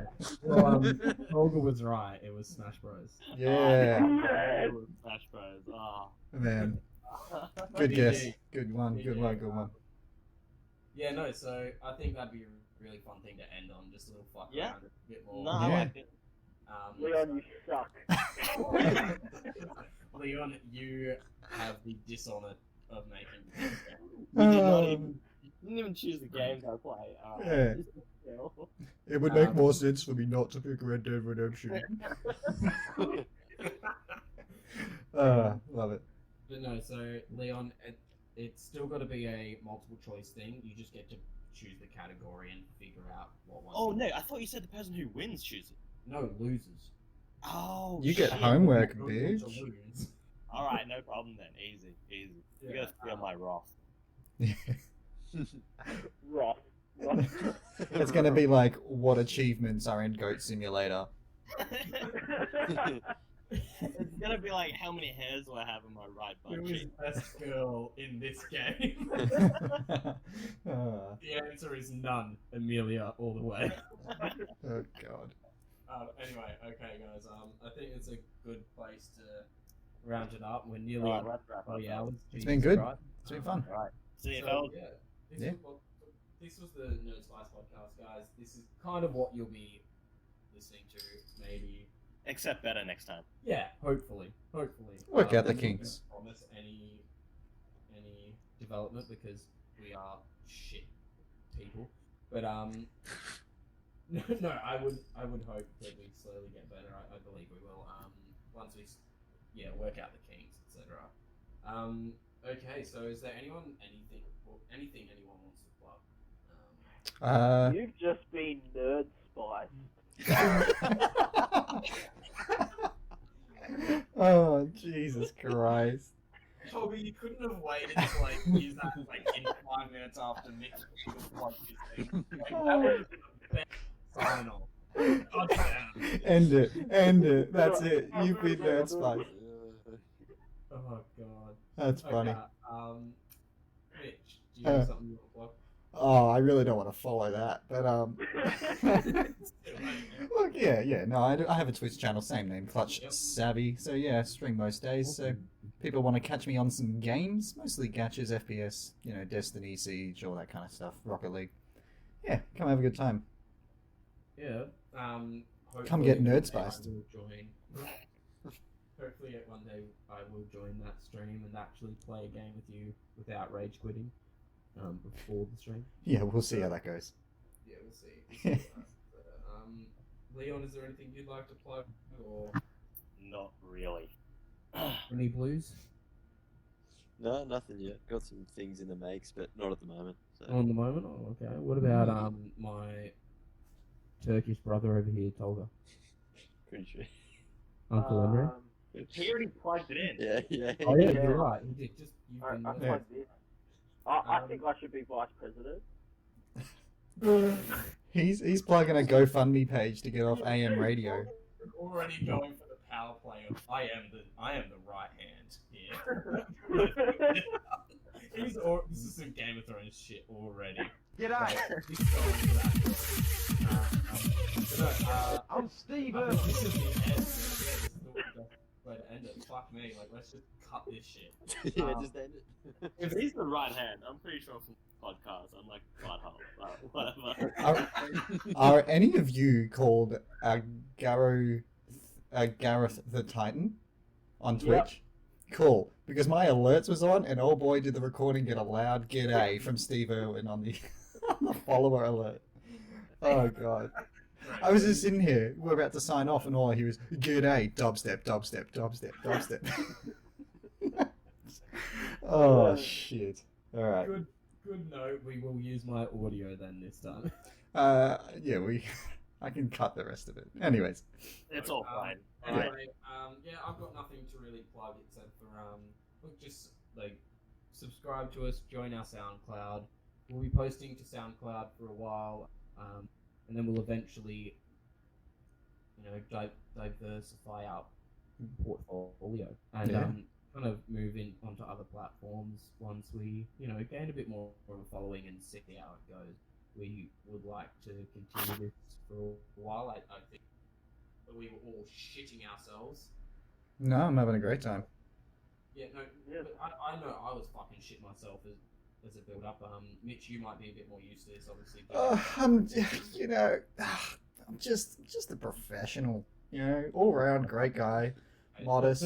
I just tried to like help you here and throw you a bit of a bone. You just had to be a wanker. I ran with it,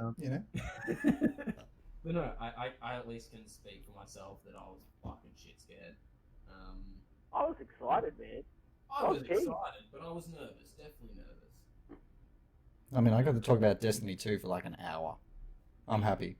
Like you, Josh, and I did. Yeah, but like, if you're not playing Destiny 2, you're wrong. Like, am I cutting the recording, or am I just going to keep insulting people as we keep recording? Let's cut it here.